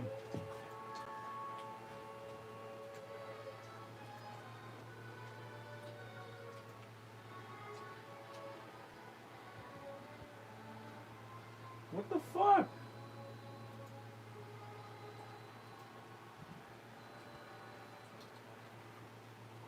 Two years ago, right before COVID, actually, for Solar Orbiter launched down at Kennedy. Agreed on that about 2 years ago, right before COVID. None of us expected Solar Orbiter solar rays launched down at Kennedy. Solar ray, I keep thinking too. None of us expected. So thanks for that, and hopefully the whole world enjoyed that. Lastly, so thanks for that, and hopefully the whole world enjoyed that. I think we agreed on that about 2 years ago, right before COVID, actually, for Solar Orbiter launched down at Kennedy. And none of us expected to see the solar rays deploy. Solar ray, I keep thinking too. So thanks for that, and hopefully the whole world enjoyed that. Lastly, we already have the greatest gift of all on this day, and so now we have another gift. And lastly, for the team, some of our team has been down here since September. They've hung in there. Thought they would make it home for Christmas, including yours truly. But we're certainly home for Christmas in spirit and physically very soon. That really was so fun to see that. Thank you, Greg. Yeah. And now we have Tuzan Israel. Yes, good morning or This is good so afternoon, fun. everybody. I want first to confirm what Joseph has said. Ariane 5 and Ariane Space have perfectly delivered for this mission. All the parameters of the flight are excellent and perfect as scheduled. I must also say that the chronology leading to the liftoff has been totally smooth, with no issue from time to time. We have to solve real time some issues to make it happen, but this chronology was absolutely perfect. So there is nothing more to say that all this journey has started the best way it could start. And now we hand over to NASA for the next steps, and we are going really to follow the amazing journey of Webb. I want really to thank NASA for the partnership we have built over years. This partnership has started 20 years ago. A few years ago, I saw Thomas, and Thomas told me, hey, we are going to work together. It may take some time. And maybe I was not totally realizing what we were about to do together. And now I know what we have done together. I want to thank Wow, they're going to go looking back in time. Our partnership and CNES, you know that we to the beginning of the universe. All together in the Guyana Space Center, and that Ariane 5 is a success of CNES as a design authority, ESA as maître d'ouvrage, and Ariane Group as maître d'œuvre. So it's really the Team Europe. And to see how the universe is. Talk about the lady in charge of this flight, Beatriz Romero. She's Spanish. The guy who was in charge of the operation in the centre de lancement is a close cell, is a German. So it's a real European success today, and this is what I want to celebrate as well. Awesome. Thank you very much, Stefan. And lastly, we'll go to Thomas Serbukin, NASA's Associate Administrator for Science. So what an amazing day. It's truly Christmas with all the presents and everything. And we have a space mission. That's just an amazing milestone. I don't know how you think. I think in pictures.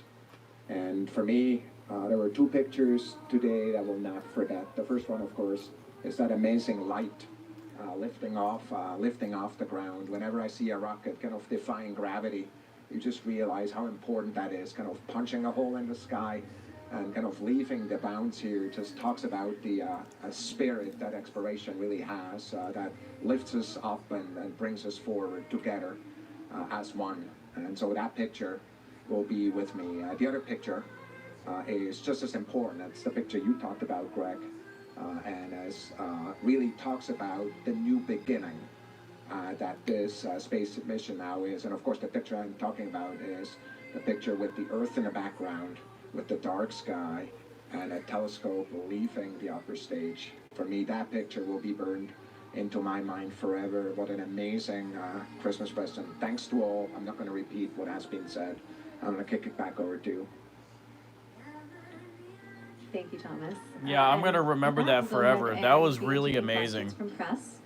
So we can start if we have questions from any of the media who are in the room, and then we will go to some of the reporters who we have dialed in online.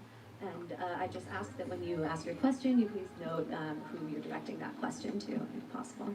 So go ahead, Frederic. Frédéric Castel, France 24.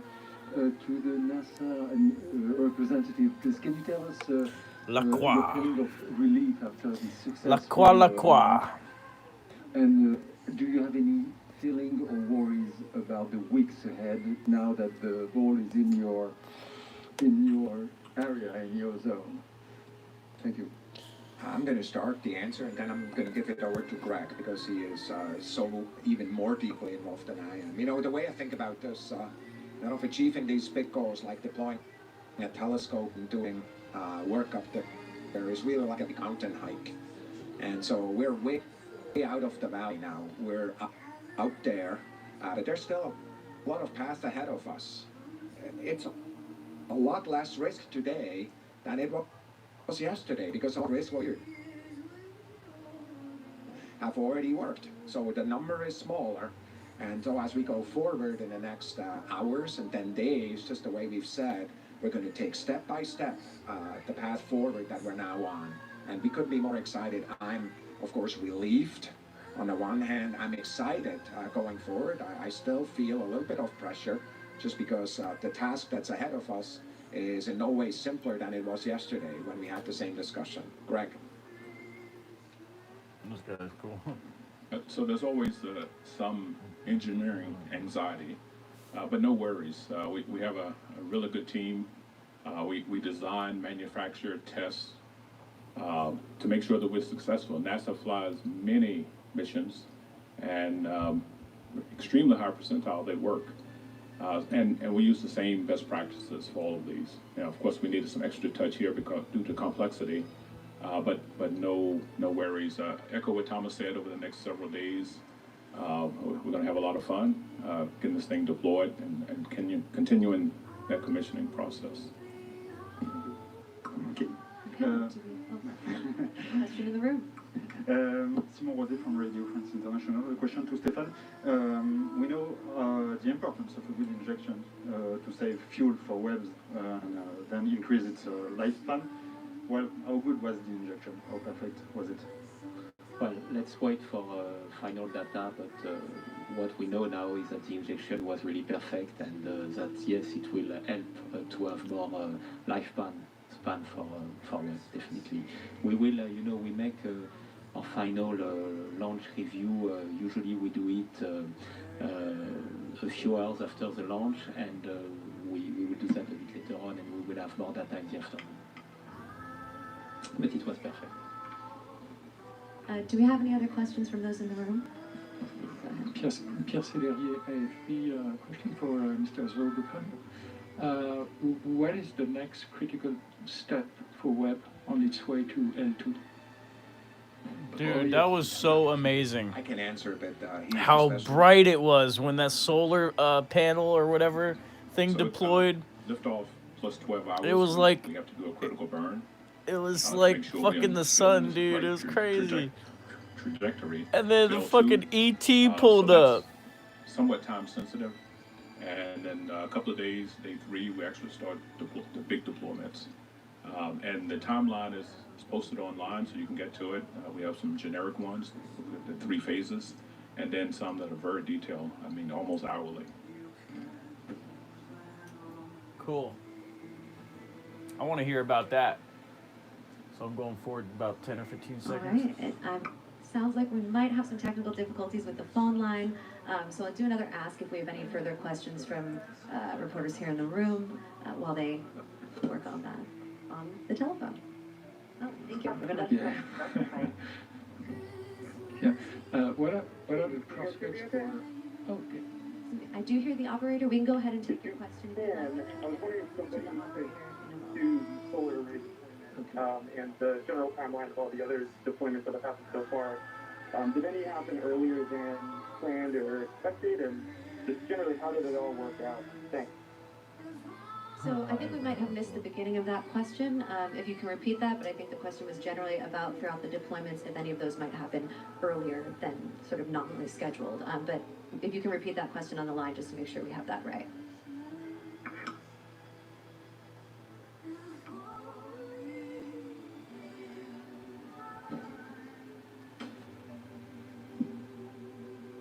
So if that was the intent of the question, after the burn, we have a lot of flexibility in how we continue commissioning the deployments. But if everything is nominal, we will most likely follow that nominal timeline. Thank you, Greg. We can give that another try. Do we have another question from the phone line?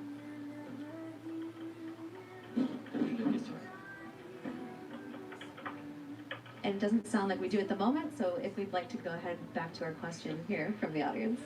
How does today's launch bode for the future cooperation between ESA and CSA and NASA? Our next question is from Reuters. Yeah, hi. I just wanted to ask anybody there, throw this one out to anyone there. What is is there a particular target that you are especially excited about pointing the telescope at when it first becomes operational for science exploration? I'm going to answer that. It's Alice here. Look, there's many national secrets that are not guarded with more vigor than the question that you're the answer to the question that we're giving. So we're actually really want to make sure as we target those, we give you that. I can tell you in general that what we will do is look at specific targets that will really demonstrate the capability of this, looking both at exoplanets but also at specific cosmic targets that we think will really reveal new science really quite quickly without really integrating for many weeks and months, which of course will also happen in some other targets. So it will be kind of a potpourri of science as opposed to just a single measurement. Alice, there was a question here on the cooperation. Yes. The ESA-NASA cooperation is going to start. I'm going to immediately kick it over to you. You should know that as far as NASA is concerned, ESA is one of our best partners, the best partner overall in terms of just sheer magnitude of cooperation. Many of our strategic programs that we're conceiving now, including Mars sample return, including Artemis, including Earth science, observations of the most beautiful planet we know, our own, are done together with ESA. The 2 days here have done what that has done for all of us has increased the depth of friendship. That, of course, is the foundation of these type of collaborations. Joseph. No, thank you, Thomas, and I can only reaffirm what Thomas was saying. The partnership is strong, is extremely strong. We have many examples where we work extremely well together. Artemis coming up next, but also many other domains where we have hardware cooperation, but also cooperation on the science part. And I'm not going to repeat what Thomas was saying. But let me also say that when I took over the position as DG of ESA on the 1st of March, very soon I was meeting the Administrator Bill Nelson, and I was really reassuring him of reinforcing or even further strengthening the partnership which we have. We have certainly a good cooperation, but I'm very committed on my side to be a trusted partner, to be a good partner to NASA on many projects to follow, from Artemis to Mars sample return to many other domains where we already work together and where we have plans to work together. So certainly NASA can rely on ESA as a strong partner, and if I say ESA, that is with my member states. We are working very strongly on numerous projects to come, and I'm really looking forward to that. Artemis, baby. Really and the freaking James Webb Space Telescope. Wonderful, thank you. And Philippe, is that one that you... I can't believe we just launched the James Webb Space Telescope already. Holy fuck. Yeah, I think that... I can't believe we launched it. I'm so happy. In which we do participate. We also have some direct bilateral collaboration between the CNES and NASA, very successful. I think that we were on all the missions to Mars. CNES was there. And of course, this is very good cooperation, very good scientific cooperation, and of course, it's highly visible. And all our citizens pay a lot of attention to it. So of course we are very happy to continue this kind of collaboration, both through ESA and also some kind of bilateral collaboration. Some new ones will come very short, I think. Just to say a word, we have mentioned the Mars sample return. Mars sample return has opened the space year, and we were all following Perseverance on Mars. And now we close this space year with Webb. And by the way, what a year! Because, and we have Thomas Pesquet in the middle. We have Thomas Pesquet up there taking awesome photos. Which will, in 2026, from the Guyana Space Center, lift off. And he was eating good cheeses up there. Who is the one who will have the Mars sample, and which will take them back in 2031 on Earth. So at least we have this next step between Europe and the United States. And we would like also to make a lunar mission with Ariane 6, a lander mission, which could be the contribution of Europe. So on our side, we really hope that we will go on delivering in this partnership, which is delivering a lot of value for all the space community. These guys are awesome spending their Christmas here. We'll go back to take another question from the phone lines. We do have a little bit of lag or some latency. So probably going to all run back to their house now.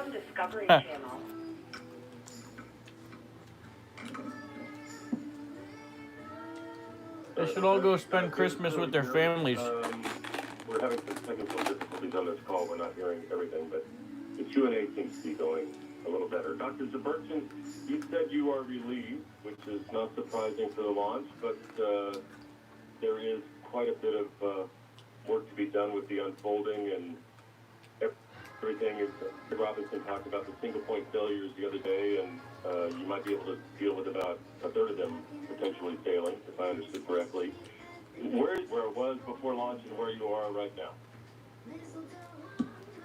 Well, look, what happened today is absolutely necessary for a successful mission. Absolutely necessary. Without it, everything else has no purpose to talk about. It's not sufficient. So where we are, on a risk perspective, I don't know. I mean, frankly, we argue about this. I'm going to give my answer. He's bullshitting. They made it perfect. We may not 100% on our perceptions agree. You already noticed that, right? And that's what makes us strong, by the way. We believe in different approaches in our teams, and working together makes us even better. But, the way I think about it is, generally speaking, the launch is of the order 80% of the risk in a mission. I would say. Yeah, there's no risk now. We got it. It's going up, and the amazing data is coming back. 20% of the risk of the mission, perhaps 30. I don't know. And so basically, what is ahead? We have retired quite some risk, but what is ahead remains a risk that we're going to take down step by step. Greg, how would you answer? So Thomas, surprisingly, I will not disagree with you this time. So we've talked a lot about the complexity and the risk We just let the team execute. We fly many missions with single point failures. We fly everything without redundancy. Structure is the one we always point to, but that's kind of obvious. So this is no different. We followed all the best practices. So I have no real concerns other than just the technical complexity itself. I didn't hear it. All right, can we take another question from the phone lines? We'll pause a moment to let that come through. Phone line. Phone line.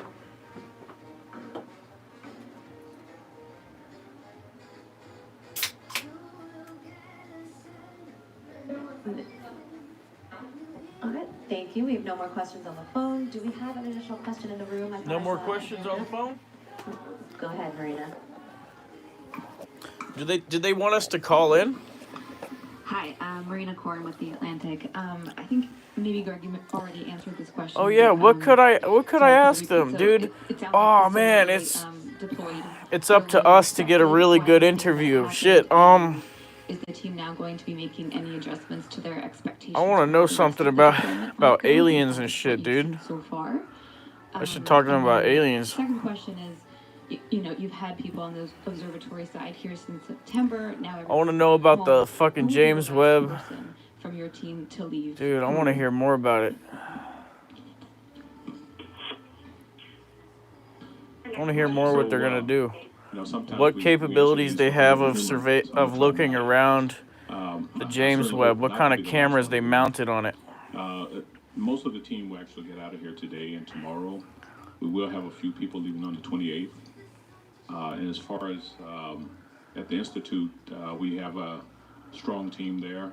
Again, international team to get this thing done. So it's in their hands now, and I think we're on our way. They got it. I mean, they just had to launch it up there and get it to orbit, and then they got it out, so it's on a trajectory. So as far as the solar array deploying to get out to 1,000,000 miles, it's gonna go. So when you do go online and you look at all those takes like 6 days to get to the moon. It should probably take about 24 days to get out to 1,000,000 miles. And again, after that burn, we do have flexibility. We can always move things around. So please Or take about 24 days, not 30. They said it would take about a month to 30 days. It's probably going to take about 24 days to 25, probably 24 days. All right, thank you. And since we have no further questions on the phone, and I don't see any hands raised in the room, I think we've taken all our questions here today. So I want to thank you very much to our group of speakers who joined us, as well as to everyone who followed. Oh man, I wish I could look at the live stream from it. This is just the beginning for Webb, so we really encourage you. I wish I could look at all of the different space live feeds from like NASA. And biggest space telescope ever built. And all the telescopes, all the cool space telescopes, dude. Where you Damn. can see an interactive tracker that will show you where Webb is throughout its deployment timeline, or you can visit our blog. That sounds cool. I'm gonna do that. .nasa.gov/web, and that will direct you to regular news updates about Webb's next steps. So thank you all again for joining us, and go Webb. Go Webb. Wow. Wow, I can't believe we launched it. That's a great Christmas gift. That is really huge, because we're going to get really good photos. We're going to get some of the most amazing photos of God's creation. Like, this is like getting the best $1 billion camera ever. And we're going to hopefully share the data. Hopefully they'll share the data with us, I hope to God.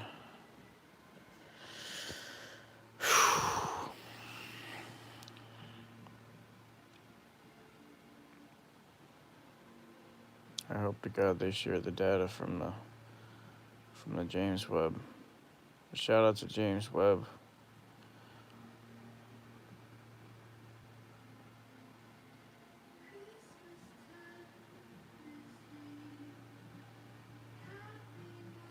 So that's the spaceport, the ESA spaceport in Peru. It's in Peru. It's an ESA spaceport. That's such a cool thing. They got a freaking Peruvian ESA spaceport. That's so cool. It's so cool that they're sending stuff to space. Look at that. It just takes like a little launch tower like that. And then they assemble a rocket, and now it's going on its awesome space mission. And being ran from these different mission controls and space commands and, I guess, mission control centers. So cool, man. I wish I could tap into some of the live feeds.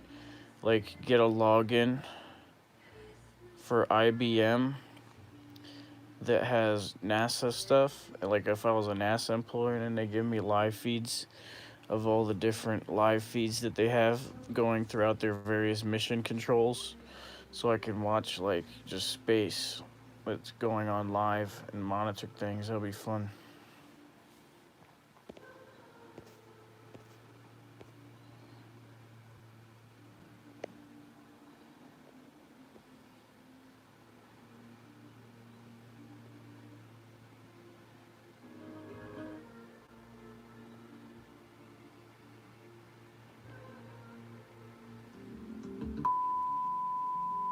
Whoa, is that live?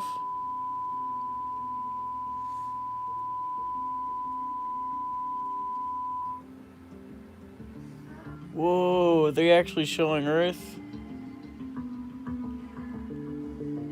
Oh man. Is this really live? I don't think they would show it live. That would be cool if this is live.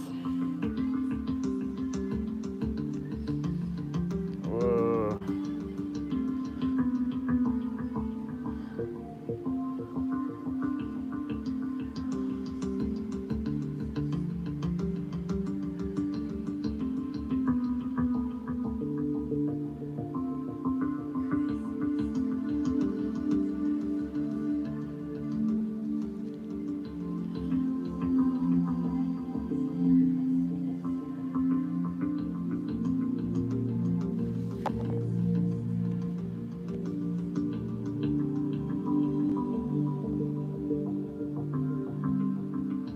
That's so cool.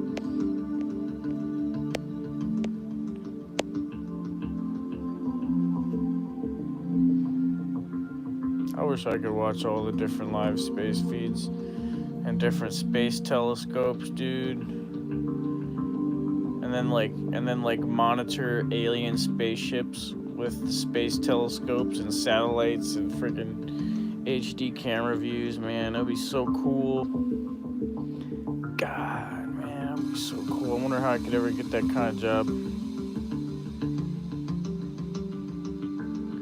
There has to be interagency sharing of some of that geospatial intelligence, National Reconnaissance Office satellites, like all these different space reconnaissance stuff, like space telescopes and all that stuff, and then using them to monitor alien spaceships and all kinds of shit. That shit be dope, dude. That's so cool. There could really be some cool stuff that I could focus on, man. I wish I could know exactly what I have to do who I need to join to be able to do all the stuff that I want to be able to do.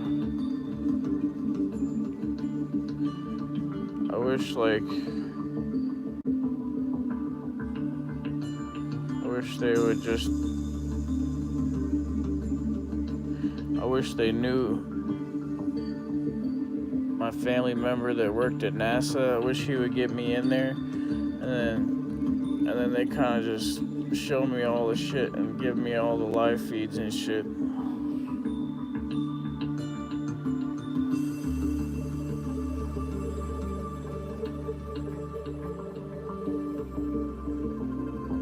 So I can watch live feeds whenever I want from space.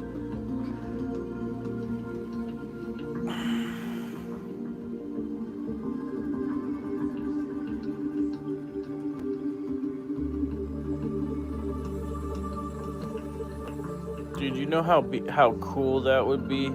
How awesome it would be to be able to look at Earth from space whenever you want. I would be so excited, man. I just think that's one of the coolest things ever. Cause like you'd see like different weather and different lighting and different stuff, and it would make it like refreshing. It wouldn't just be like seeing the same thing all the time. It would like change. You could like watch the Earth and see how it is. It's just so cool. Shit's so cool, man. I wanna work in space imaging, space videography, space photography, space surveillance, space security. I don't know, no. And then space photography, space videography, space live feeds, space live streams, space imagery, space imaging, space live stream imaging, space satellite live imaging,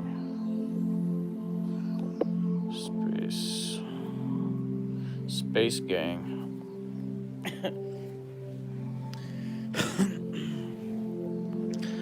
I'm so freaking excited for Christmas.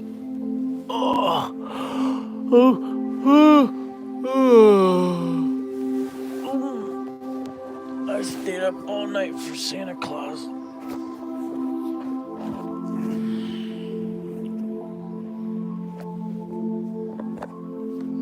Now I'm smoking crack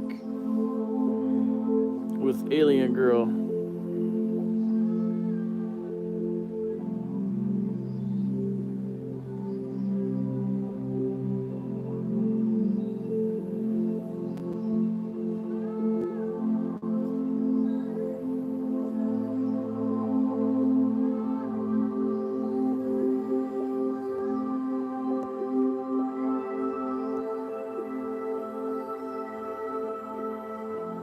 Hell yeah, I went live during the launch. Yeah, man, that was fun. And then that fucking, like, ET shit pulled up, man.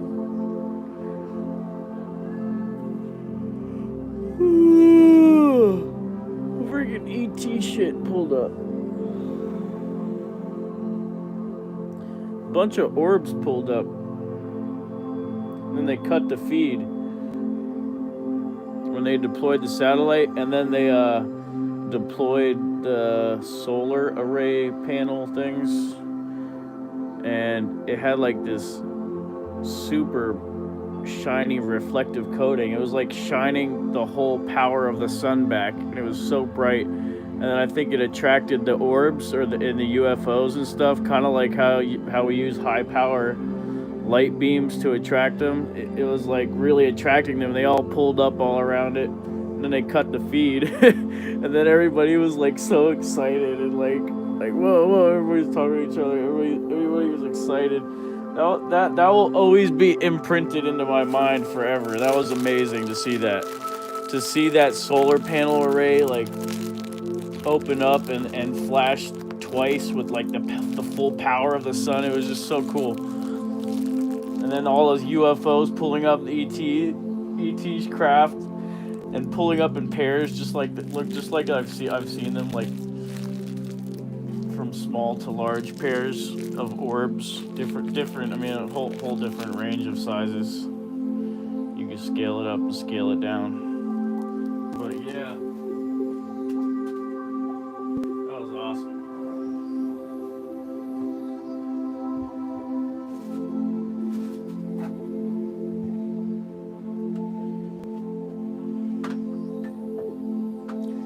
That was one of the coolest things I've ever seen. I was so freaking excited.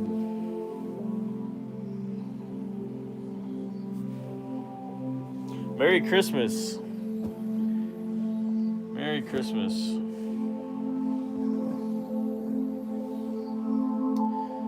So, says this is live. No. But yeah, I wish we would have more civilian live Earth imaging, like satellites. Like there should be a crowd-funded satellite that has 4K live feeds, and they should honestly send up a constellation of them, so you can like hop around to anywhere you want on Earth and see a live view of the weather and everything and what it looks like. And then you can like digitally zoom in and maybe even control a camera to like zoom in and like look at a small portion, and then it can like digitally enhance that zoomed in portion and go even further. It would be so dope. We could make it really cool, and then we could like freaking like make it compatible with VR by having an array of camera sensors around, and then like kind of like merging the stuff together and getting a 3D view. Oh, it'd be so cool, man.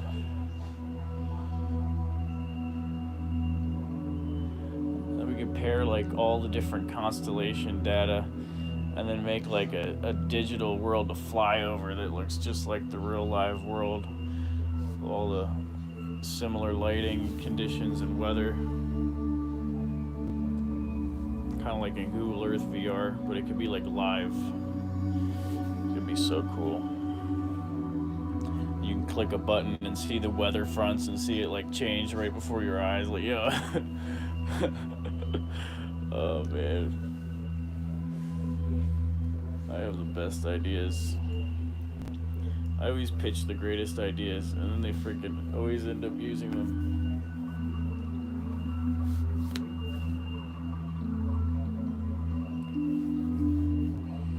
So what else? I don't know.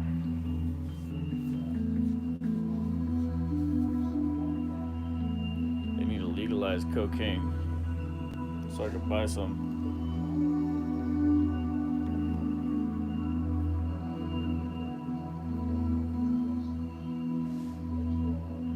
What the hell is that sound?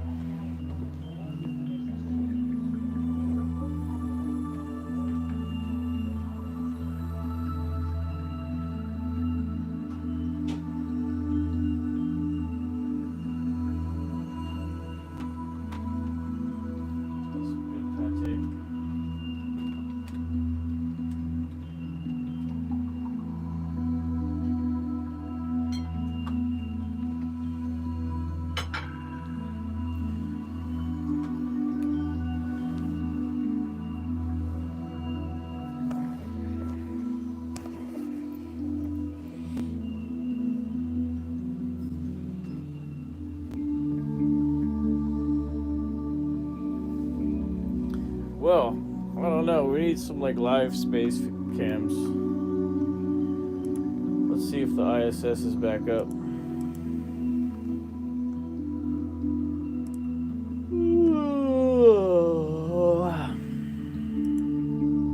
Still not even live.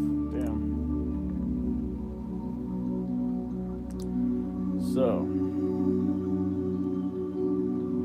what time is this? Probably like 9 a.m. or something. Oh yeah, 9:43.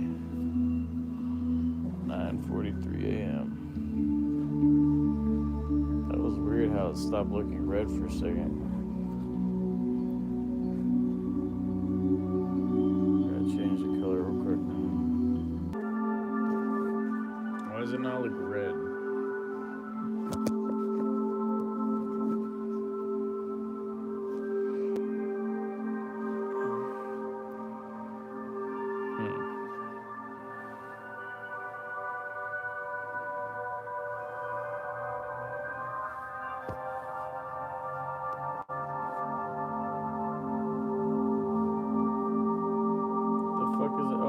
NASA music.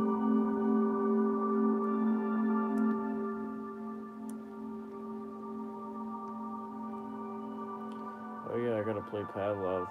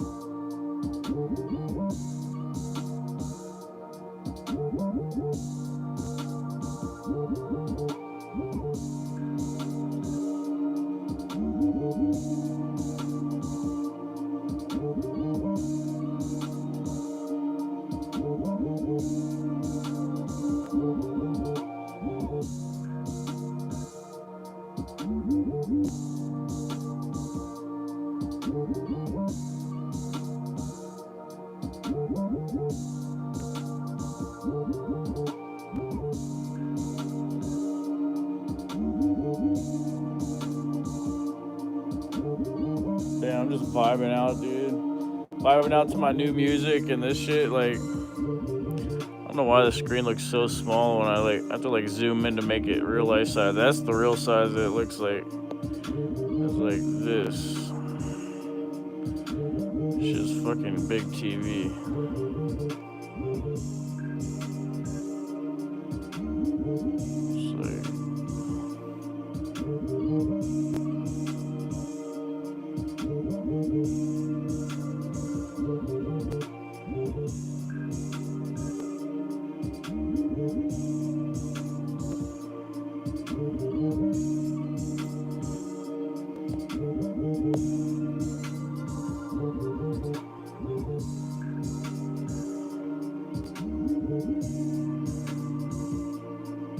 Damn, this is like heavenly.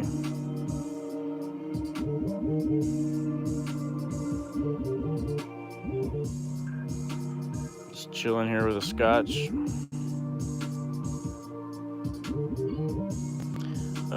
Fire and Cane. I think it's the Bank of London one.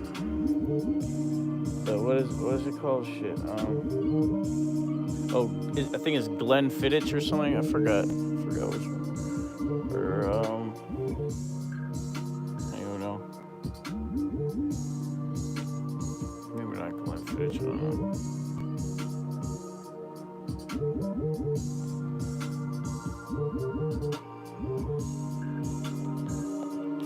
Pull up with a wormhole.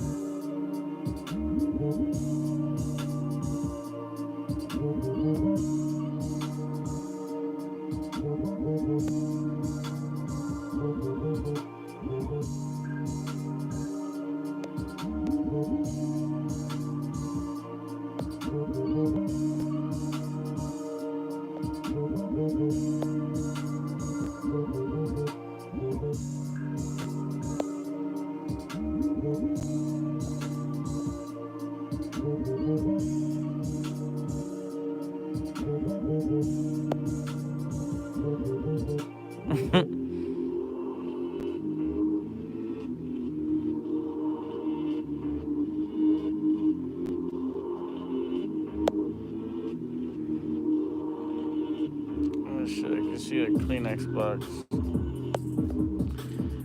I don't know, how should I put Santa up there? Guess I'll tape his back up there.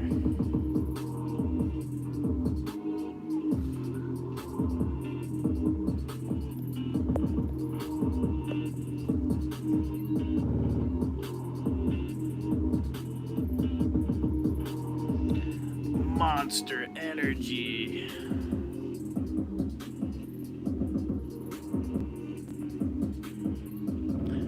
I got a whole case of Monsters right there.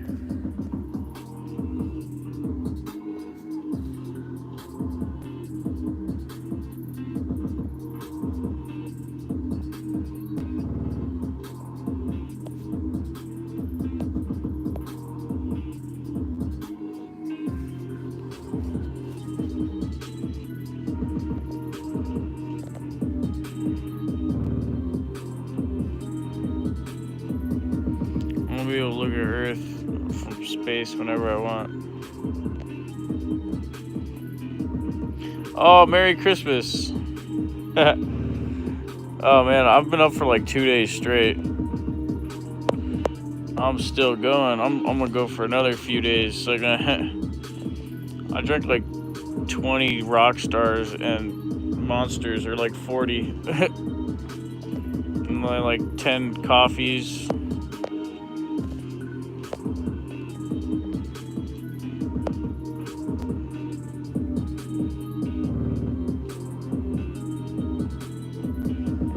Oh my gosh, I can't believe I set my scotch down. Oh, it's a smart memory foam mattress. That's why I can do that. Guess that's why. Alright, so what is there to do? I don't know. I'm gonna go check some live streams to watch. See if Jamar will The good old Jamarl Thomason.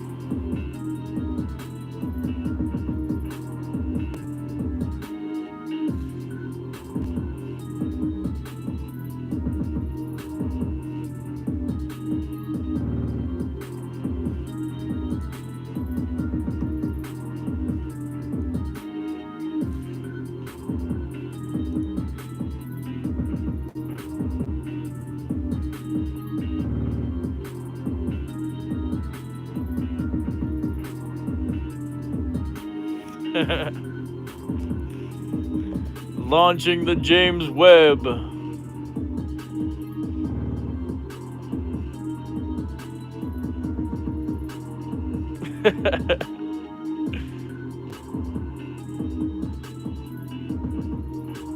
Fuck yeah, dude. They got the world live. I like the world live. That's a cool thing to see the world live all around. See all the weather. But from space, it would be dope too. I want to get everything. Need those NRO satellite live feeds. Those NASA live feeds. And what else?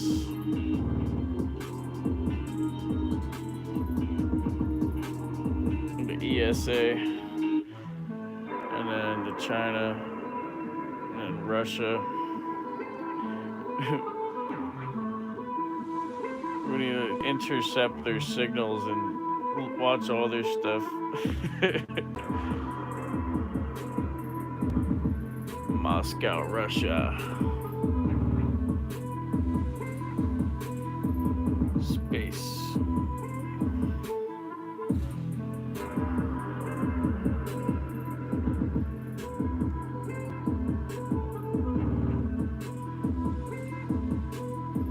Cheers, alien girl. Merry Christmas. Zurich, Switzerland. It's almost like New York or something.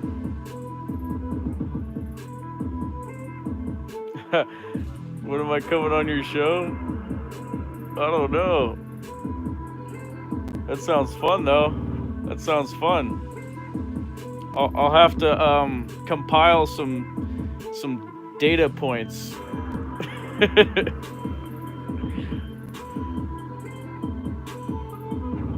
I'll compile some content to make a show, and then I guess I'll come on.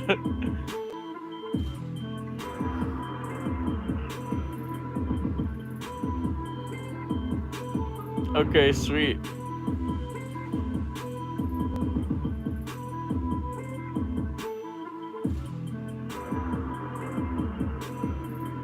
That sounds cool.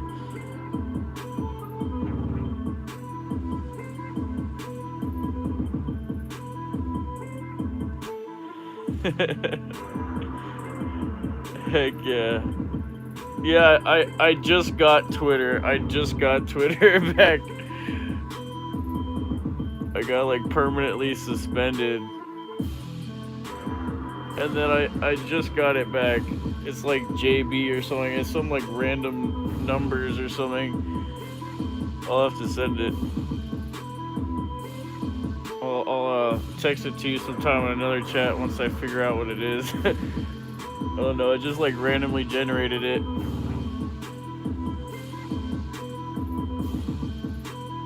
I don't want them to know it's me, so I just put like, I didn't put Grandmaster UV. I'm surprised I actually got another account created, because normally when I create another account, they just instantly block it and just delete it. It's finally working.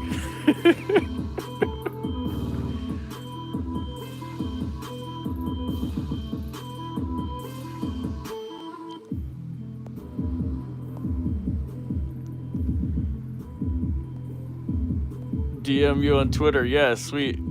Awesome. That'll be perfect.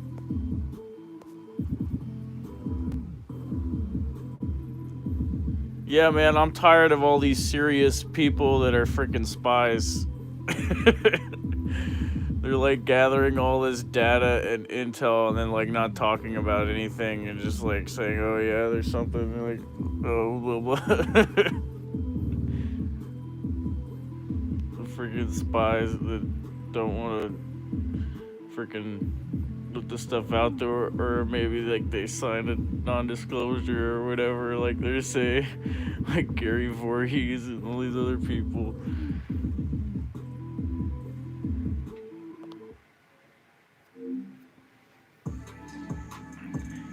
Yo, that's a nice place in Switzerland right now. That's nice. Look at that, above the clouds. Like in Colorado almost. That's cool.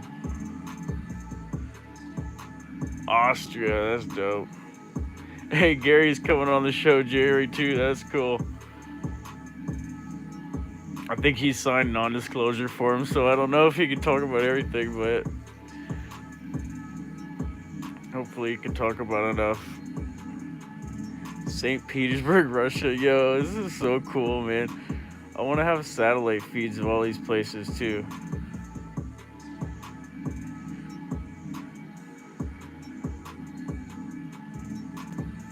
I don't know much about Gary Voorhees. I just know about those cars that he was making, or he knows about the Osiris, and he might be making it, or I don't know if he made those Osiris. I forgot. Anyway, just those cars and that stuff, and UAPX. I guess it's some government thing that's gonna start looking at all the skies all around Earth with like a few different vehicles or whatever to try to get all the night sky covered with the these different sensors and seeing all the different wavelengths and having all kinds of different sensors and stuff and cool what is it called, cameras, I guess.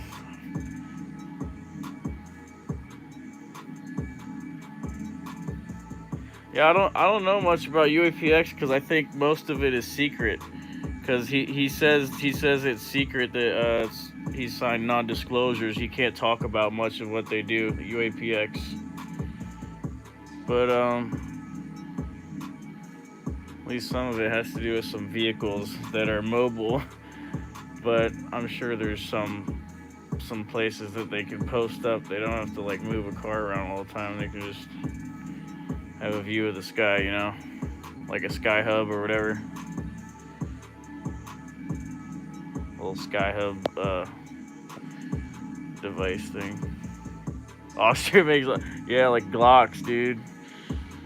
Austria makes awesome Glocks, right? I think so. I'm Austrian too. I'm Austro-Hungarian. So that means my blood makes Glocks.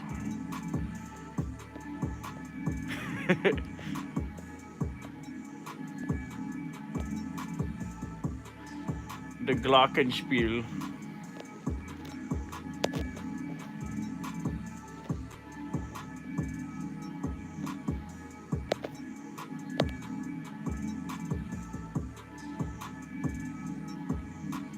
Bilderberg. Yeah, dude. Yeah, there's probably some evil people in there.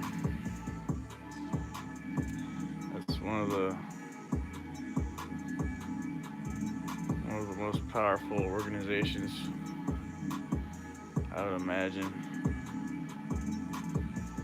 I think that's what Paul Hellyer said. I don't know if that's one of the three sisters or whatever he said. Bilderberg, the Trilateral Commission, Council on 404, I forgot.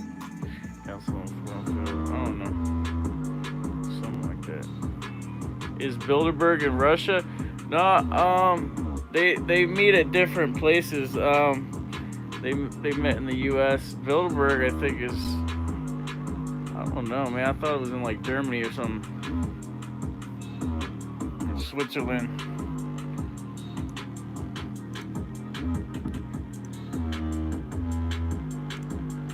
Bilderberg Group. Bilderberg.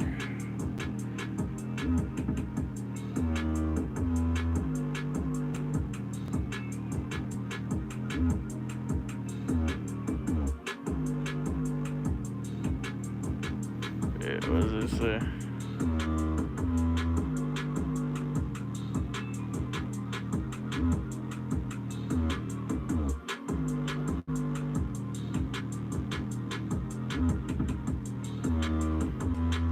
Oh, the Founder Trilateral Commission. What the hell?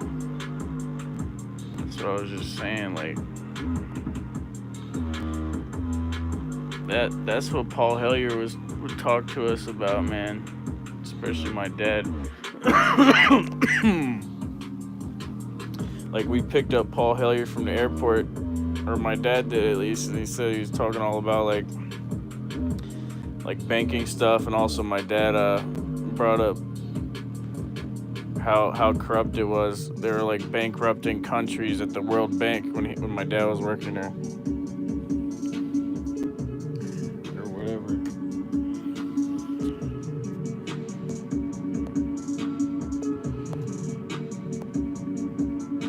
I wanna go to Area 51, put cameras on animals, then release the cameras. Oh man.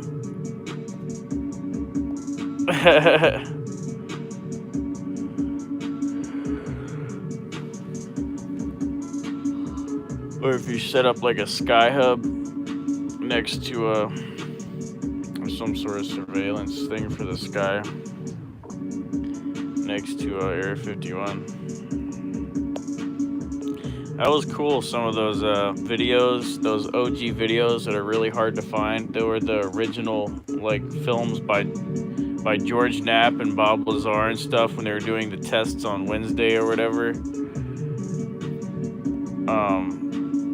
That was pretty cool. Those look like real flying saucers. It looks like real footage. It's pretty hard to find though.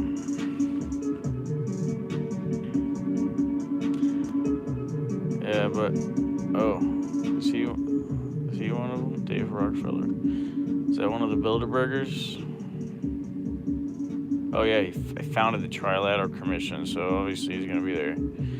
Yo, my homie fucking used to summon fucking aliens for that dude. That's how I learned from the dude that used to summon aliens for David Rockefeller and like Lawrence Rockefeller and shit. That's how I learned how to summon aliens from Stephen Greer.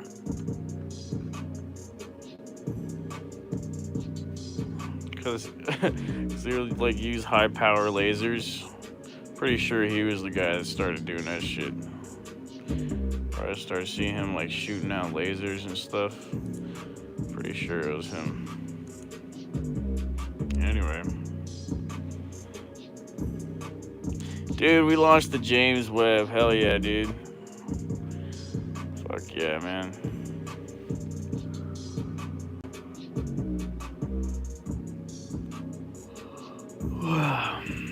Steamboat Springs. I love this. That's where I stayed.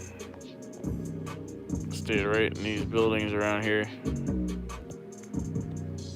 Right around here or something. You can just like ski in, ski out. It's so dope. I got gondolas up to the top. You can like ski down for like literally like 2.5 hours. It's so high up. The gondolas take you so high up the mountain. It's in the Rockies. It's called Steamboat Springs. It's so dope. You got good sushi. You just ski into the place.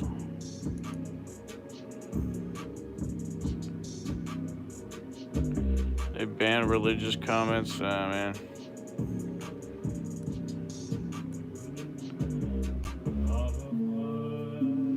What the hell is this? Someone's singing. Hey, he's singing a Christmas song.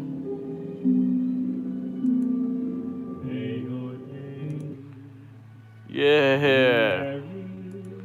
Fuck yeah.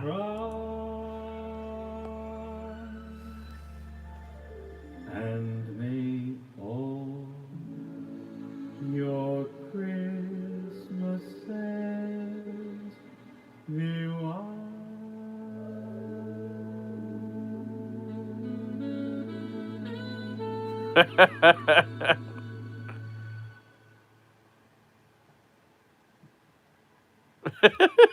That was great. For extra points, what movie is that from? Yeah. Extra points if you can tell what movie that's from. What? Holiday. Yeah. Holiday Amazing. Inn. Holiday Inn. Yeah, go ahead, George. I am in disbelief that was Grant. I would never expect. Yeah, don't take this the wrong way. Oh man, I had some wonderful pate truffles. It was so good. So amazing. I got pizza in the oven.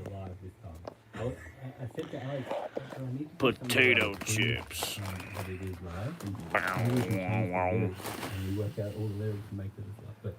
You all know, you can tell it was really live except for Victor's part. Thank you to Victor, beautiful solo. Victor's going to be at my house on Monday, so we'll be on after hours. It's great. It's such a great way to chug another monster or not to chug another monster. With a nice little song. So thank you so much, Grant. It's really a pleasure. I don't know if we figured out who was going to ask the questions. I gotta stay up all day now. What time is it? Oh, sorry? It's 10 a.m. Oh, Dennis is going to. Yeah, there you go. Go ahead, Dennis. Take it away. I don't know. Could I have the large view of the questions, please? The camera is a little far away. Yeah, no problem. But I can go with the first question while you're sorting that out. Season's greetings, one and all. The first question today comes from Mitchell Hill in. I'm gonna go to bed in 5 days. What present did Santa bring you today? Chad. For a couple of years, I've been exploring sous vide cookery, and I think Santa observed me looking at aprons that might look at home on a blacksmith, but instead he got me a better one that I thought this group would really appreciate. Already got one cracked. That's great. That's very good. Go ahead, DJ. Aside from getting to spend some time with Crack my another kids last night, Santa delivered this amazingly cool knit hat that my wife made for me. That's awesome. So it's so nice that your wife was able to make that hat and then send it to the North Pole. Yeah, and I have don't- it come back down. It's amazing how that teamwork works. Yeah, I don't know. She must have shipped it DHL to Jeffrey to get it back here on time. It was amazing. Dennis. My husband got me this lovely new jumper. Yeah, NASA needs to chill with the comment thing, man. I don't like NASA. I like my sister got me an amazing. I like the launch pad or whatever. I was ceramic. commenting on the launch pad mainly. yeah. But every like 4 or 5 minutes or whatever, I would do the NASA comment. I don't know why they slow down the chat. I got nothing. Nothing. Congratulations. I'm supposed to be getting. Make it so you can only talk every like 4 minutes. Coming soon. I am supposed to be getting a arm that Alex. But I'm pretty uses sure for his microphone. they're monitoring my communications on wherever There's a rumor wherever I post. So upgraded. So I mean, I still post the questions to NASA. So I want to make sure they see it, but I think if they pretty much see it, even if I post on like the launch pad or raw space. Little, like a fish in a little aquarium. So 3 months ago, they bought me or an anywhere. aquarium. It turns out it's a highly complex chemical process that you have to do to have fish these days. Because I Google remember just tracks all going your back all and your forth comments. done.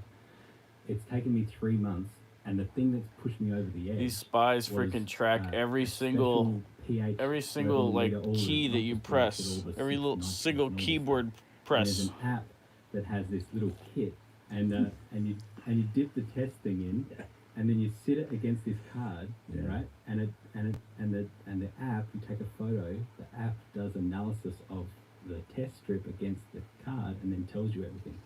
So it was an Every app that turned it single all around Donald for Duck me. Crackington. So I now have Huey, Dewey, and Louie in my my new fish that joined the family today. I'm very excited. That's good. Go ahead, Mitchell. Thanks. Sometimes the best presents you get are the ones you give yourself. Stocking stuffer wise. Did you see the fucking UFO orbs pull up on a damn satellite after they deployed the satellite, and then they deployed the solar things? I think I showed it to a few people. And then they cut the feed and went back to the control, like show all these people like, oh. It's small. It fits on the camera pretty much like a matte box does. It slides over the lens. Supports They're like itself, getting all serious. has So, its like, own monitor. yeah, and bro. the price is right. You know, There's a again, lot I of can orbs, disclose man. the It price was like because I gave fucking it to myself. STS 74 all over again. From B&H. It's made by ICANN, called the Home Stream. So I tested it out. Works pretty well. And now I can make eye contact with Alex. Sorry about that. Or STS 75. I forgot which one it was. It was like 74 or 75. That's okay. I got They had all those crazy orbs pulled up. Classic NASA. When they deployed the electromagnetic tether and it started generating way more energy than they calculated, and it started glowing. It looked like a giant glowing thing. And then all these alien orbs, like all these like different flying discs pulled up, man. These flying discs with like a little carved section out of it, and they were like blinking, turning on and off, cloaking and not cloaking. It was like crazy. Washington in the USA. And he asks, how did They were like trying to show themselves. I was brought in here, as I've said many times before, by watching Alex on MacBreak Weekly. And he told They're just us like about chilling and flying around and letting their presence be known. I was going through cancer treatment, and I had an opportunity to see a tweet from Alex Lindsay, and also hear about it on MacBreak Weekly. And I'm just so happy to be a part of this community and all of the things that we've had an opportunity to do. Roscoe. I was watching a gear review video on YouTube, and the guy mentioned that he'd gotten some really good advice about this particular piece of gear from Office Hours, and had put the link in. Nice. Grant.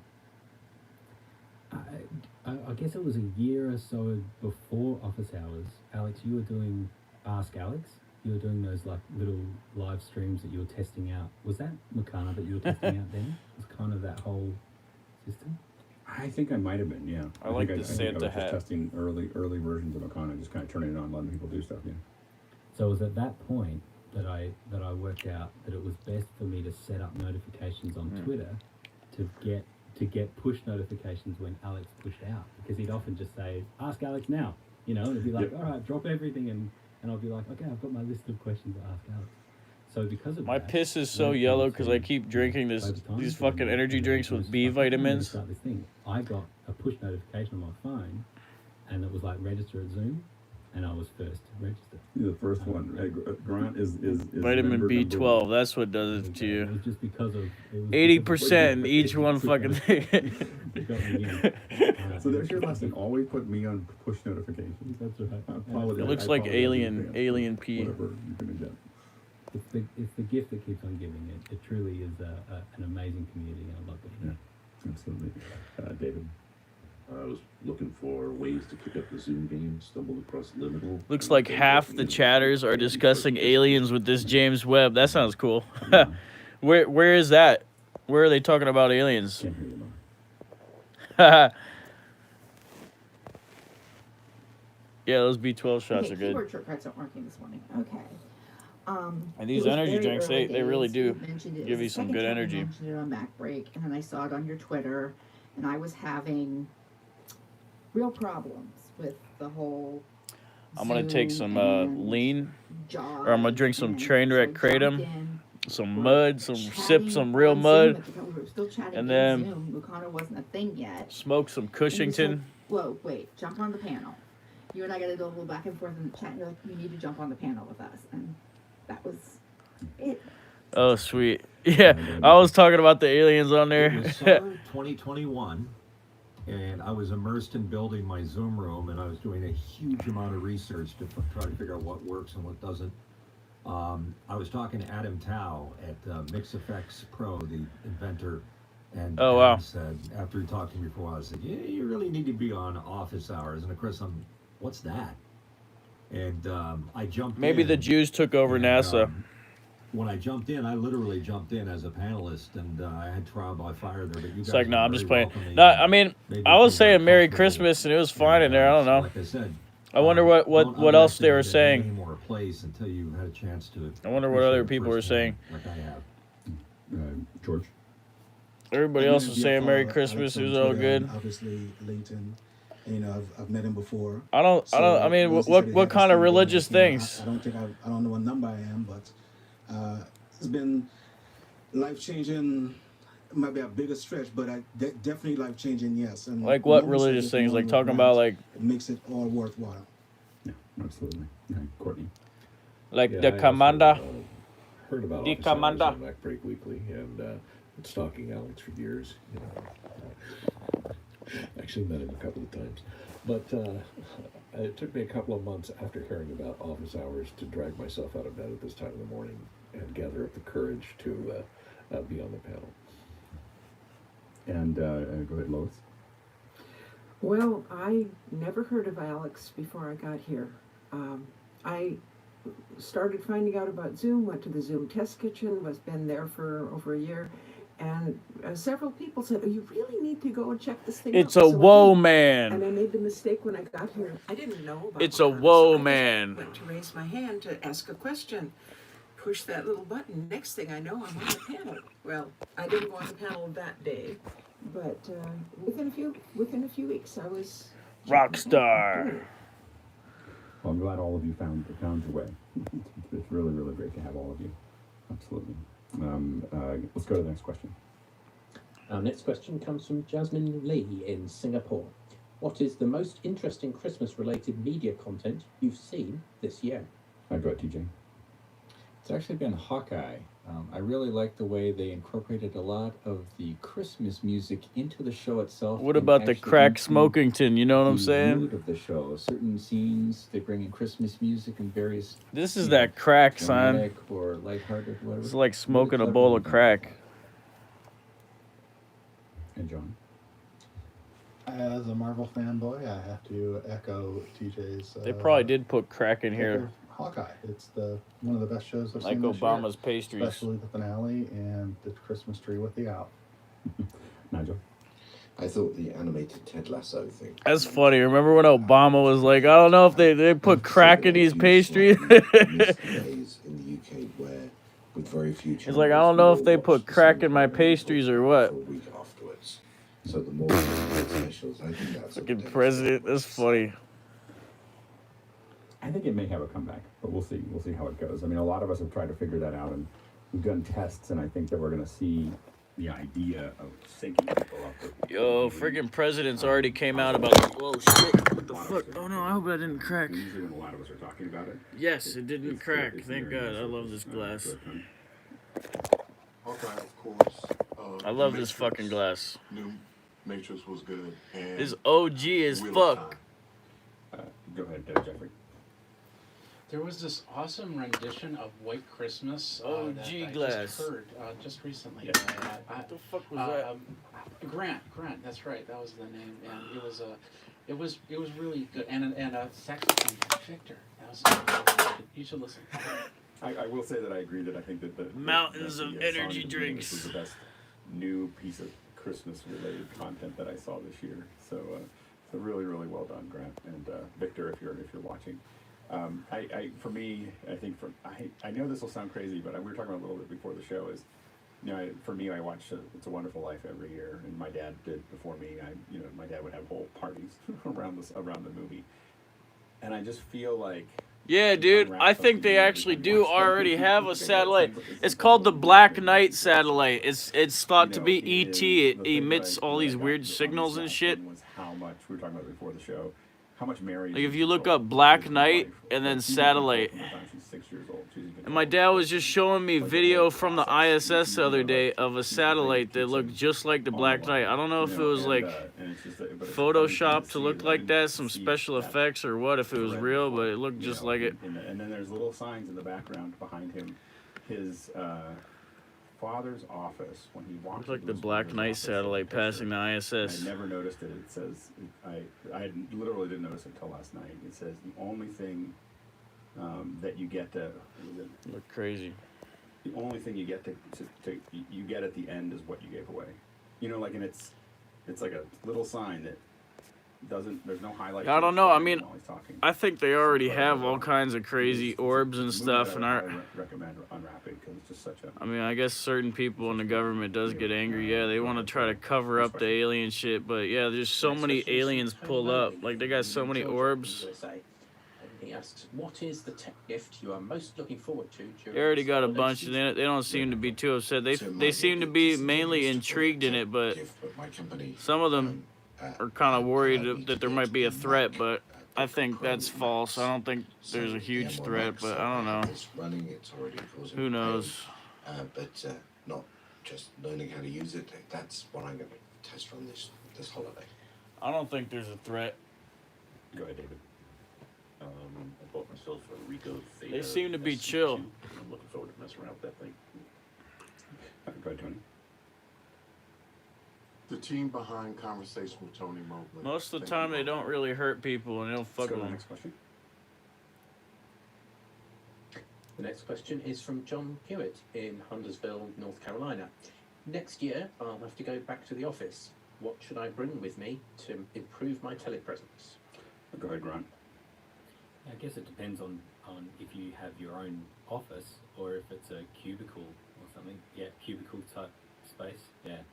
So obviously sound is going to be a real trick, and even the PR40, which is great for off-axis rejection, you may still find that there's a lot of just spill from other cubicles, and you may find that going to a headset will be more beneficial. So exploring that, but then the lighting will be a trick too, right? Because you're not going to bring all the big lighting into your cubicle. Well, you can.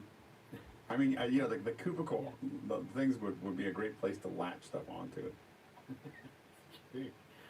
Or just I should make rockets to go to space. I think you need to extend a grid over the top of your cubicle, like a little, just put it up over the corners, just like a nice little speed rail that goes up the corners or maker pipe, and then just run like a little 2x2 grid across there and start hanging lights.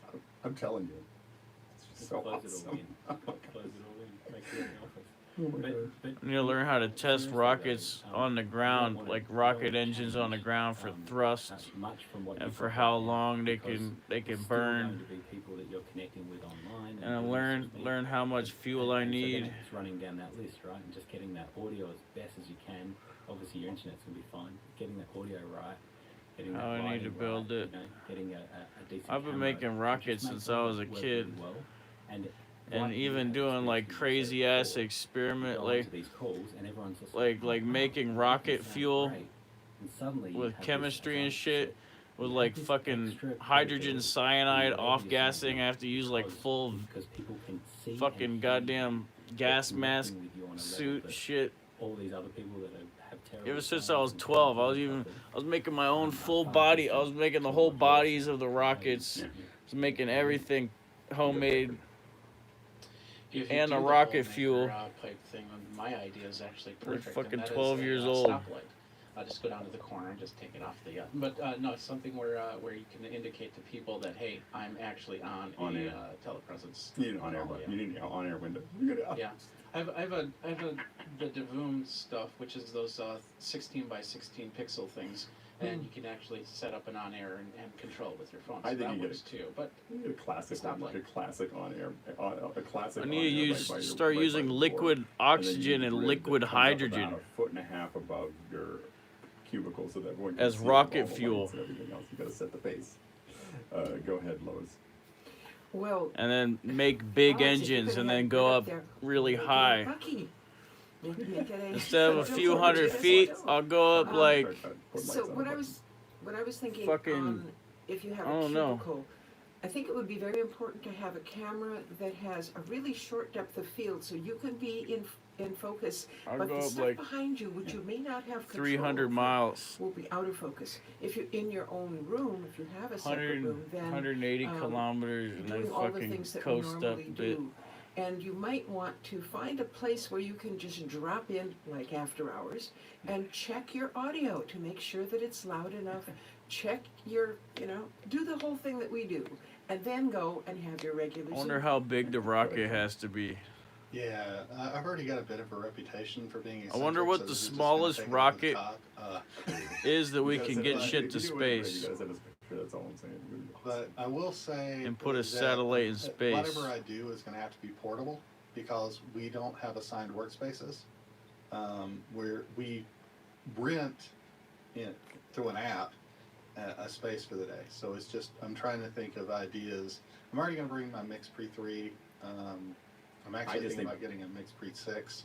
I think just allocate a first We'll hour. probably the first fucking hour make of a your workday rocket and set today up that your could grid. fucking go to space. Yeah. Go ahead, Lois. It may Probably not go work in damn your close. situation, but if you do have to go from place to place, I'd you probably might go consider getting some fucking folding screens. goddamn And they make metal ones or wood couple ones, whatever. thousand, few thousand and that way you feet. can fold it up. It's very easy to take around, and when you open it up, And then you know keep- where everything keep goes. modifying so you it. don't have to deal with what's the shape or size of the cubicle. Go, David. If you're eccentric, go for a geodesic dome that folds up really tight, and you can pop it up over your head. It will double as cone of silence. You need it. Oh, I've always wanted kind of silence. Anyway, all right, next question. Our next question is from Tony Mobley in Newnan, Georgia, and he asks, anybody using new gear in their setup this morning? Go ahead, Dennis. Keep adding fuel. So making yes, it I have a bigger. Christmas tree behind me, a different one. I'm in the living room today, so I have spent much of the morning configuring the living room for this, which I am then going to use on a Zoom call with my family later on. You got to leave it up. If you're gonna do all that work, you have to leave that Christmas tree up for a while. You know, I find that as long as the Christmas tree goes down before Labor Day, people, don't complain too much. Next question. The next question comes from David Brady in New York City. As a host of a Zoom meeting, does the mute all function affect the host and co-host's mute state? Go ahead, Lois. It has been in the past that when the host clicks the mute all, everybody else, co-host included, gets muted, but the host does not. So unless they've changed something recently, that's the answer. Go ahead, Grant. Yeah, exactly right. It will mute all the co-hosts. There's an interesting thing with that we started to see is getting a little bit better, but there is, when you hit that mute all button, it'll also ask mute everyone automatically on entry, which is different to another setting, which is mute everyone on entry. And the reason I point this out Yo, is that, imagine trying to explore Jupiter. Yeah, you can man. imagine when we're doing Jupiter was dope to fucking play on Destiny 2. we kind of see all the problems that you can get. And one of those problems seems to be Firefighting aliens on Jupiter, or Io or whatever, that will the moon of not, Jupiter. Abide by the mute all or mute when it enters. And so you can get all these devices that join the meeting and are unmuted, and they don't know, and it can be super distracting. However, that function, which sits at the bottom of the participant. Is there a Jupiter mission? In the middle there. Where's Europa? No, that's a Saturn. I don't know why it's different. Moon, It does work. right? Yeah. And then Think. No, wait. It's getting tricky too when you have all these co-hosts and they think.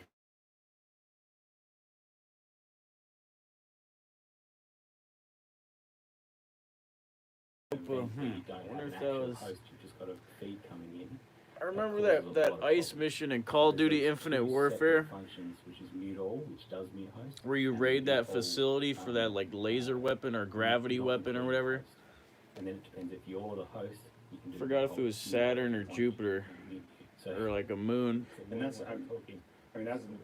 that's one of the things we're thinking about with Zoom OSC is doing some more stuff where with what we're doing here, where for instance we may set it up where whoever is selected in the answer, it unmutes them and mutes everybody else. Just kind of just constantly moves around and makes sure that we only have the reader and the host will not be affected. But that's where you can kind of set up like, oh, these are the 4 people that aren't affected. When I hit mute all within Zoom OSC, it'll mute I think it was Jupiter. just the people that I wanted to mute, or unmute them, as needed, and control that. And then go, David. And the reason I ask is a lot of times we're running things in just a host co-host thing where co-host might roll video into a meeting, and it'd be handy to have mute everybody except host and co-host. But it's not. Well, and the yeah, I mean that Yeah, was, that this- Call of Duty well, shit was when dope, Grant was son. about to sing, I kind of just looked down the whole it's because we always have someone gonna sing. I wish they for had us or that do shit for something musical, VR, man. That would be and there's always fucking one mic crazy. open somewhere, and it causes that auto echo cancellation thing that none of us like. Next question.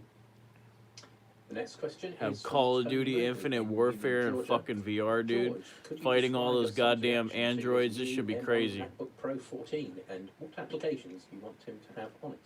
Go ahead, George. So quickly. And like I Titanfall always tell 2. my son, you have They need one son, Titanfall and then 2 and there's Call of me. Duty Infinite My job is Warfare to and like a bunch of other decipher games. which one you need and what you want. So he wanted a PlayStation card, and then I got him an M1.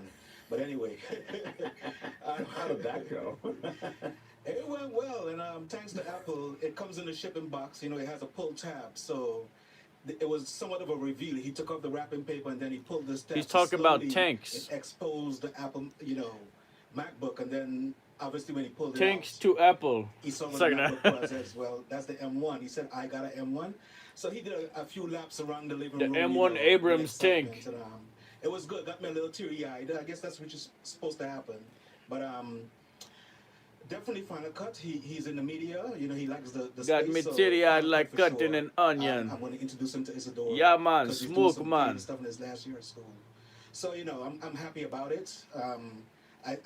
It's expensive to buy Apple gear, but I think for anyone. This is that from wants to Washington, integrate, D.C. That's like 20 miles away he's from me. always had my hand-me-down, so he knows Max. But it was a good feeling to get him a new machine of his own to move him into his last year of high school and onto college. To Tony, it was a good morning for him. That's great, Tony. I just wanted to encourage you to go ahead and give him the full Apple suite. Even if he's not playing with it yet, I think that he will. I just wanted to encourage you to do that. That's great. Next question. Our next question comes from Douglas Carmichael. What does the call out V1 mean? I heard it after the panel was locked. Go ahead, George. So I'm glad this question came back up. So there's a couple of video positions. So it's pretty much is the video engineer's position. So the V1 is generally the person that's doing the switching. Also, the engineer in charge could also be the V1. But generally, you have an EIC who's overall in charge of the video engineering space on a live event space. Damn, this is And then boring. you have the video 2 who could be the playback. So the V1 is switching, the V2 maybe playback. You also might have a V3 who Shit might gonna also be the make person me go handling to sleep. graphics. This shit And boring. I'm going to move over to the audio side a little bit too also. The A1 is the audio 1, who would be Brian Maddox, is in charge of the overall setup. And then you have your A2, A3 Make me also. feel like an onion. And A1 is otherwise known as a Brian Maddox. Go ahead, Steph. What does EIC mean? I'm sorry, go ahead. Yeah, go ahead, George. So the EIC is the engineer in charge. So he's in charge of the overall video space. He might have the Alex's layout of what he wants the video setup to be, and he oversees the V1, the V2, the V3, and make sure that the engineering space gets set up right. Yeah, and usually there's one person, for most of our stuff, there's one person within our crew that knows enough about all the different pieces and then works with all the department heads to make sure that everything comes together. Next question. Our next question is from Tima Gallegos in Austin, Texas. Does anyone use an HDMI cable with Ethernet? And if so, how do you have it utilized? What the fuck? Timo, I'm not sure exactly what your use case is, but I did a large training room once, and I used the Geffen, I don't know what would you call these? They call them extenders.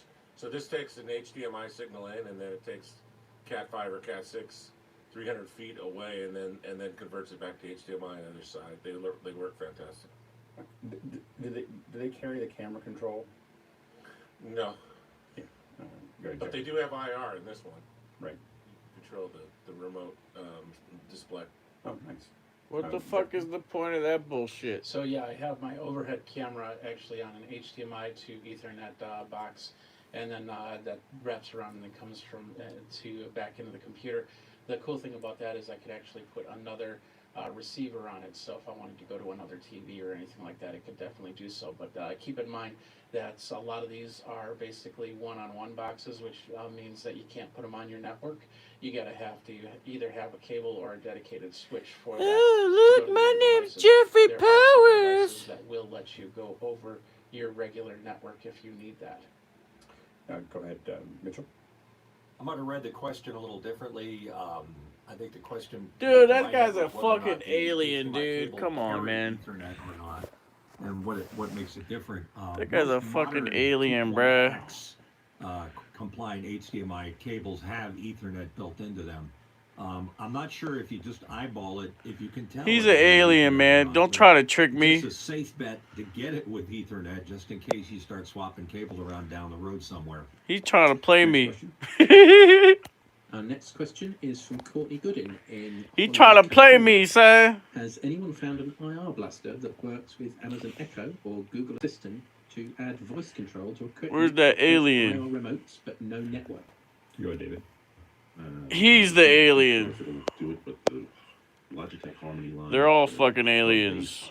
Remotes are pretty solid and usually bridge that gap. Go ahead. Yes.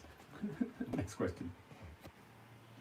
Our next question is from Vic Hernandez in Springfield, and he says, I've used my closet as an ad hoc temporary solution for audio recording.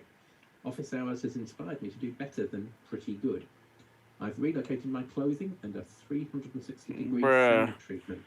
Is the MV7 the best choice for under $300? Go ahead, Mitchell. They're I think aliens. My first question, Vic, is where did the clothes go? And if you're married, you might have a little issue with that. But the Shure MV7 is an excellent choice, a good starting point, and it's not that expensive for a couple of reasons. One is it has USBs, you can plug it directly into your computer. And the other is it has an XLR, which means it'll plug in any analog device that's out there, a mixer, preamp, whatever. It's just a good place for you to be. I was just thinking the clothing was probably a pretty good sound treatment. You know, retreating it might actually be harder than with the clothing there. Go ahead, Jeffrey. Yeah, I would have kept the clothing in. It makes it cheaper and easier, but it also depends on what you're recording. The MV7 works really well, but it is more geared towards speaking rather than singing. It's got a frequency range of 50 hertz to 16 kilohertz. So if you have, especially if you have a lower end voice, you might want to get to some of that lower end range. If you're singing, then you might want to think of something a little bit different than the MV7. Next question. Our next question comes from Joe at Alpha Creative. Grant, are there any good sales the day after Christmas? Go ahead, Chris. Yeah, so looking report from the future. Yeah, that's right. Yeah, I've got the almanac here that I'm gonna give you for the sports. Do you know what I did? Was looking at Amazon, and I think the Echo Dot. Actually really quite a good device. And in Australia, we have them for $19, $2.50 American. You know, and you can have a bunch of those placed around, and you can pair them in stereo and all. Very cool. Very cool. Next question. Our next question is from Douglas Carmichael. Courtney, you mentioned that one advantage of movie theatres are large screens like IMAX and Dolby Cinema. Wouldn't the barrier to entry for independent filmmakers be the processing power needed for large format workflows? Go ahead, Courtney. Well, there's not necessarily a processing power that the independent would need, because usually almost all DCI packages, DCP packages, which go out into the theaters, are put together by third parties, by what used to be film labs, now are in charge of packaging digital media to distribute to the theaters, and even the majors outsource a lot of this stuff themselves. So it's just pay the price, and usually an independent. For an independent film to get on a large screen, there has to be a dearth of other tentpole movies out at that time, so the chances of them playing on the IMAX screen are very small anyway. Hollywood. Unless there's something horribly wrong in the market, like a pandemic. And so the, Hollywood. I don't think it would inhibit the independent. Usually, the Hey, independent films what? are the ones that play in a multiplex now. With most theaters going to a server-based system, they can move films around. They're Holy not dealing shit, with acid prints anymore, reflux. so they can move films around. They can show 3 different movies in the same, theater a day, or they change. My multiplexes. Hey, it's Courtney. Change the films they're playing in theater Hey, 7 Courtney. at the last second, depending upon the overflow in theater 6. So Courtney, the theaters have the flexibility to move things around instantly. And with the DCP packages, which is the type of hard drive, basically, the package of all the files and everything that's needed to project that film digitally, it's just a matter of routing within the network in the theater. So it's I should not take really a problem fucking nap. or an impediment to the independent film once they get the financing to distribute it. And the financing to rent the theaters and distribute it worldwide is the bigger mountain to climb than worrying about the One sip of Rockstar too much. I was in a projection. It's like the mint that makes the man explode from Monty Python. View of the Pacific Rim for some reason. It's like 6 feet. Like, it's just this giant reel. Like, it was just kind of this amazing thing to see of the just monster. And I was like, we used to do that with every film. There'd be this giant platter of a film that you have to move around, or for IMAX, but for other films still, these huge mags. There are that have to very go around. few IMAX actual digital media projection, film projection left. They've switched most over to digital. Yeah. 4 or 5, I think, left in the United States. The thing is that I think that I don't talk to any independent filmmakers that are even thinking about theater release anymore. Like, all of the ones that I talk to are just looking at whether they can sell to Netflix or Apple, or if you're an independent filmmaker, you're not thinking about theater. If you are thinking about theatrical release, you're thinking about a pipe dream.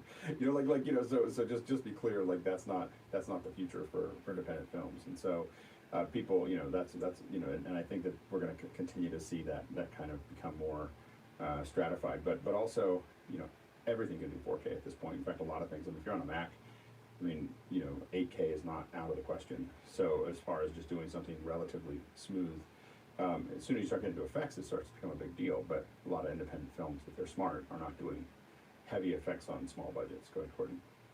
Yeah, that's a good point. Alex said, a little girl playing her family's organ can get 13.5 million views than an independent film. Has a much better chance of getting a wider distribution on YouTube than it does anywhere Well, else. it's not. Well, the big thing is that when you don't have it's just an entire. I had a really good conversation with a filmmaker. And by the way, we're going to get an opportunity to watch an independent film get made this spring. So in March, stay tuned for that.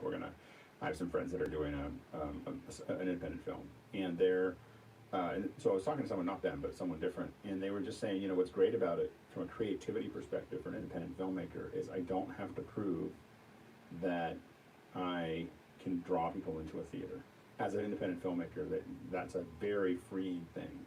I don't have to prove that this story would fill theaters or pay itself back with theatrical sales. I only have to prove that it will fill a need within a subscription, service.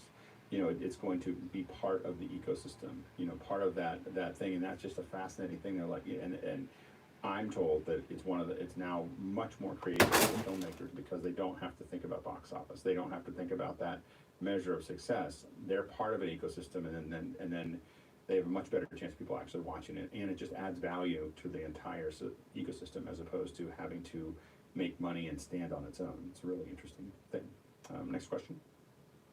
Our next question is from Georgie Kennedy Jr. in Washington, D.C.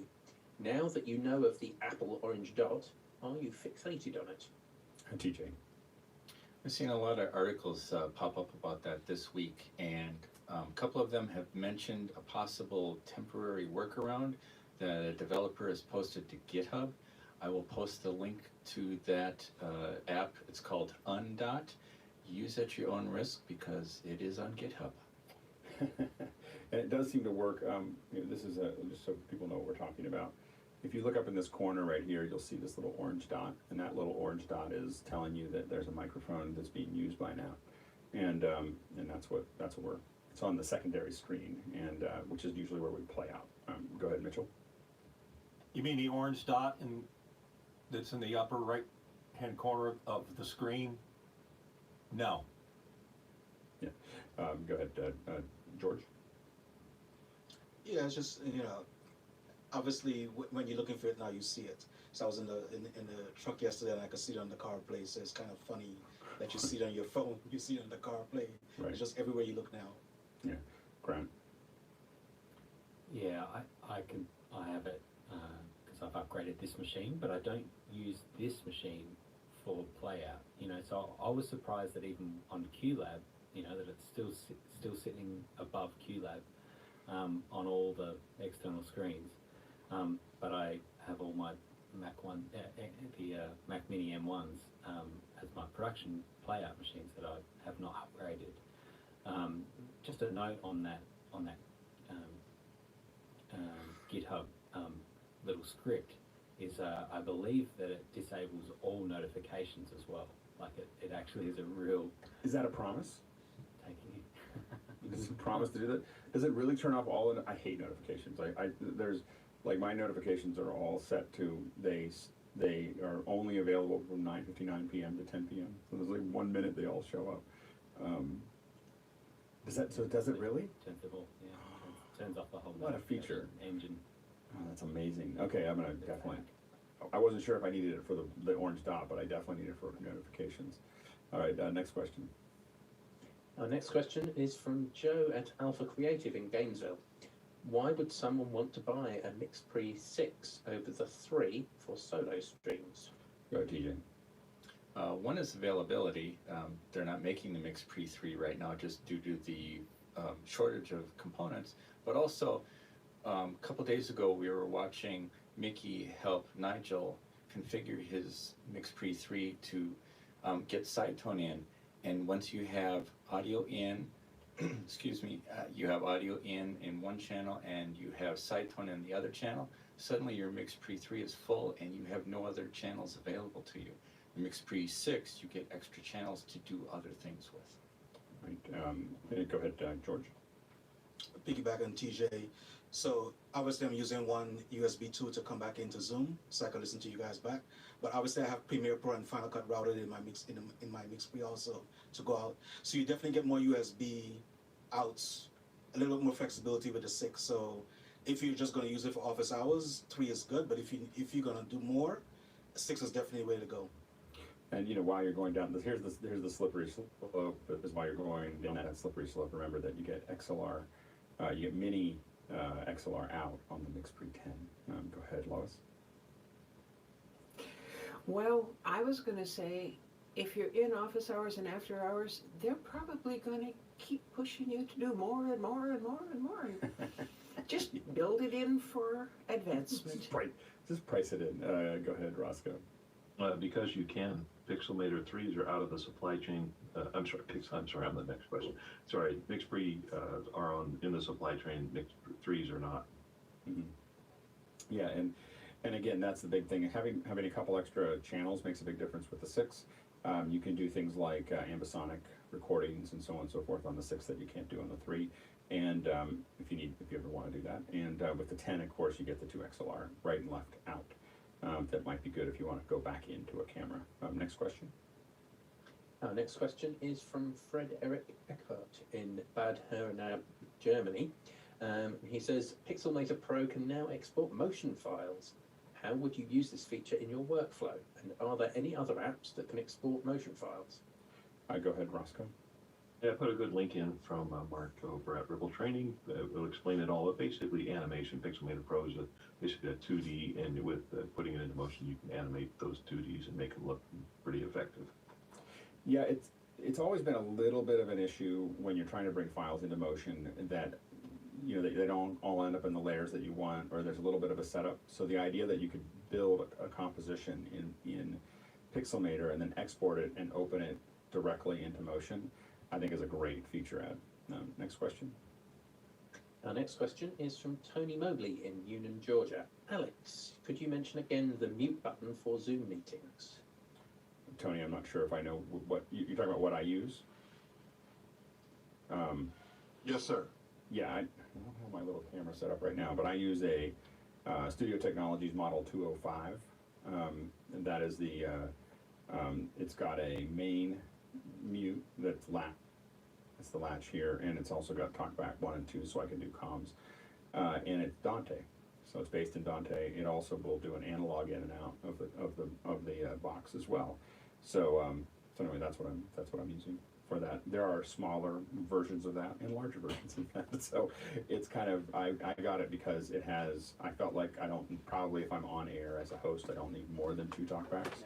Then what you use the talkback, and what's nice is the talkbacks are momentary. So if I push, you couldn't hear me there because I just pushed one down. That means I can push in, it'll activate, like let's say I have Unity opened. I could push that one down and talk to a team like, hey, I need this person to do something. And I feel certain in the hardware that it's muting me to the outside world. And then I can let go and keep talking, doing what I'm doing. So that's why I have up to 2 channels in that area. And it's just the right form factor. It was small enough. The ones I've had in the past have been analog, and they're big. You know, and they have, and then this one also has a closure, an 1/8" jack for closures. So my next version of this is that I'm actually building a little stand for my coffee. So when I set it down, it unmutes the mic. If I pick up my coffee, it automatically mutes my mic because that means I'm gonna take a sip, and I don't want to gulp in front of all of you. So there's other that's my next little project. Go ahead, Courtney.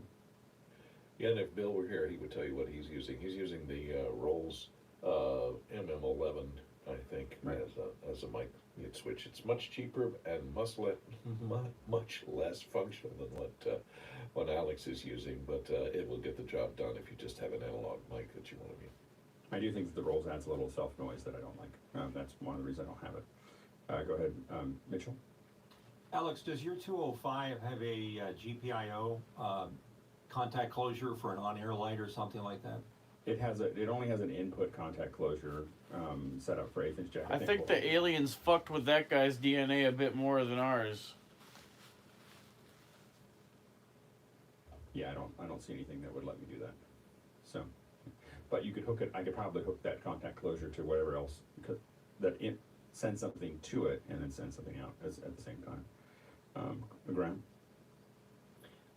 I know that we say that the Stream Deck can, fail all the time, but I still come back to it, and only because you can use the global shortcut in Zoom, and 99% of the time it works perfectly fine for me. The thing that I like about it is that it sends a signal to the people that you're in Zoom that you, if you keep muted and then you unmute, people see that you've unmuted, and I'll just do that, and people will see that, actually, Grant, did you want to say something? Because they see that I unmuted. It's actually a really subtle way of communicating that without having to, raise the digital hand or anything like that. So I do really like that Zoom icon. Yeah, I think for me the reason that I like what I have here and why I finally went to it was because it also cuts off my side tone, so I know I'm off. When I do that, and so for me it's really important because when I hit that, I tap it and now I cannot hear myself. Or I start talking, I cannot hear myself, and so I know that I'm muted. So I stacked the button with a companion thing as well. So that's sending to the X32, and it's muting just the send, either just the send to me or to everywhere. It's just muting the channel. At the same time, it's muting Zoom and it's muting my channel, so then I know that my side tone's off. Yeah. But, Go ahead, Courtney. Yeah, Alex, the noise problem. All right, I gotta pause this with shit. A mechanical microphone. All right. Oh.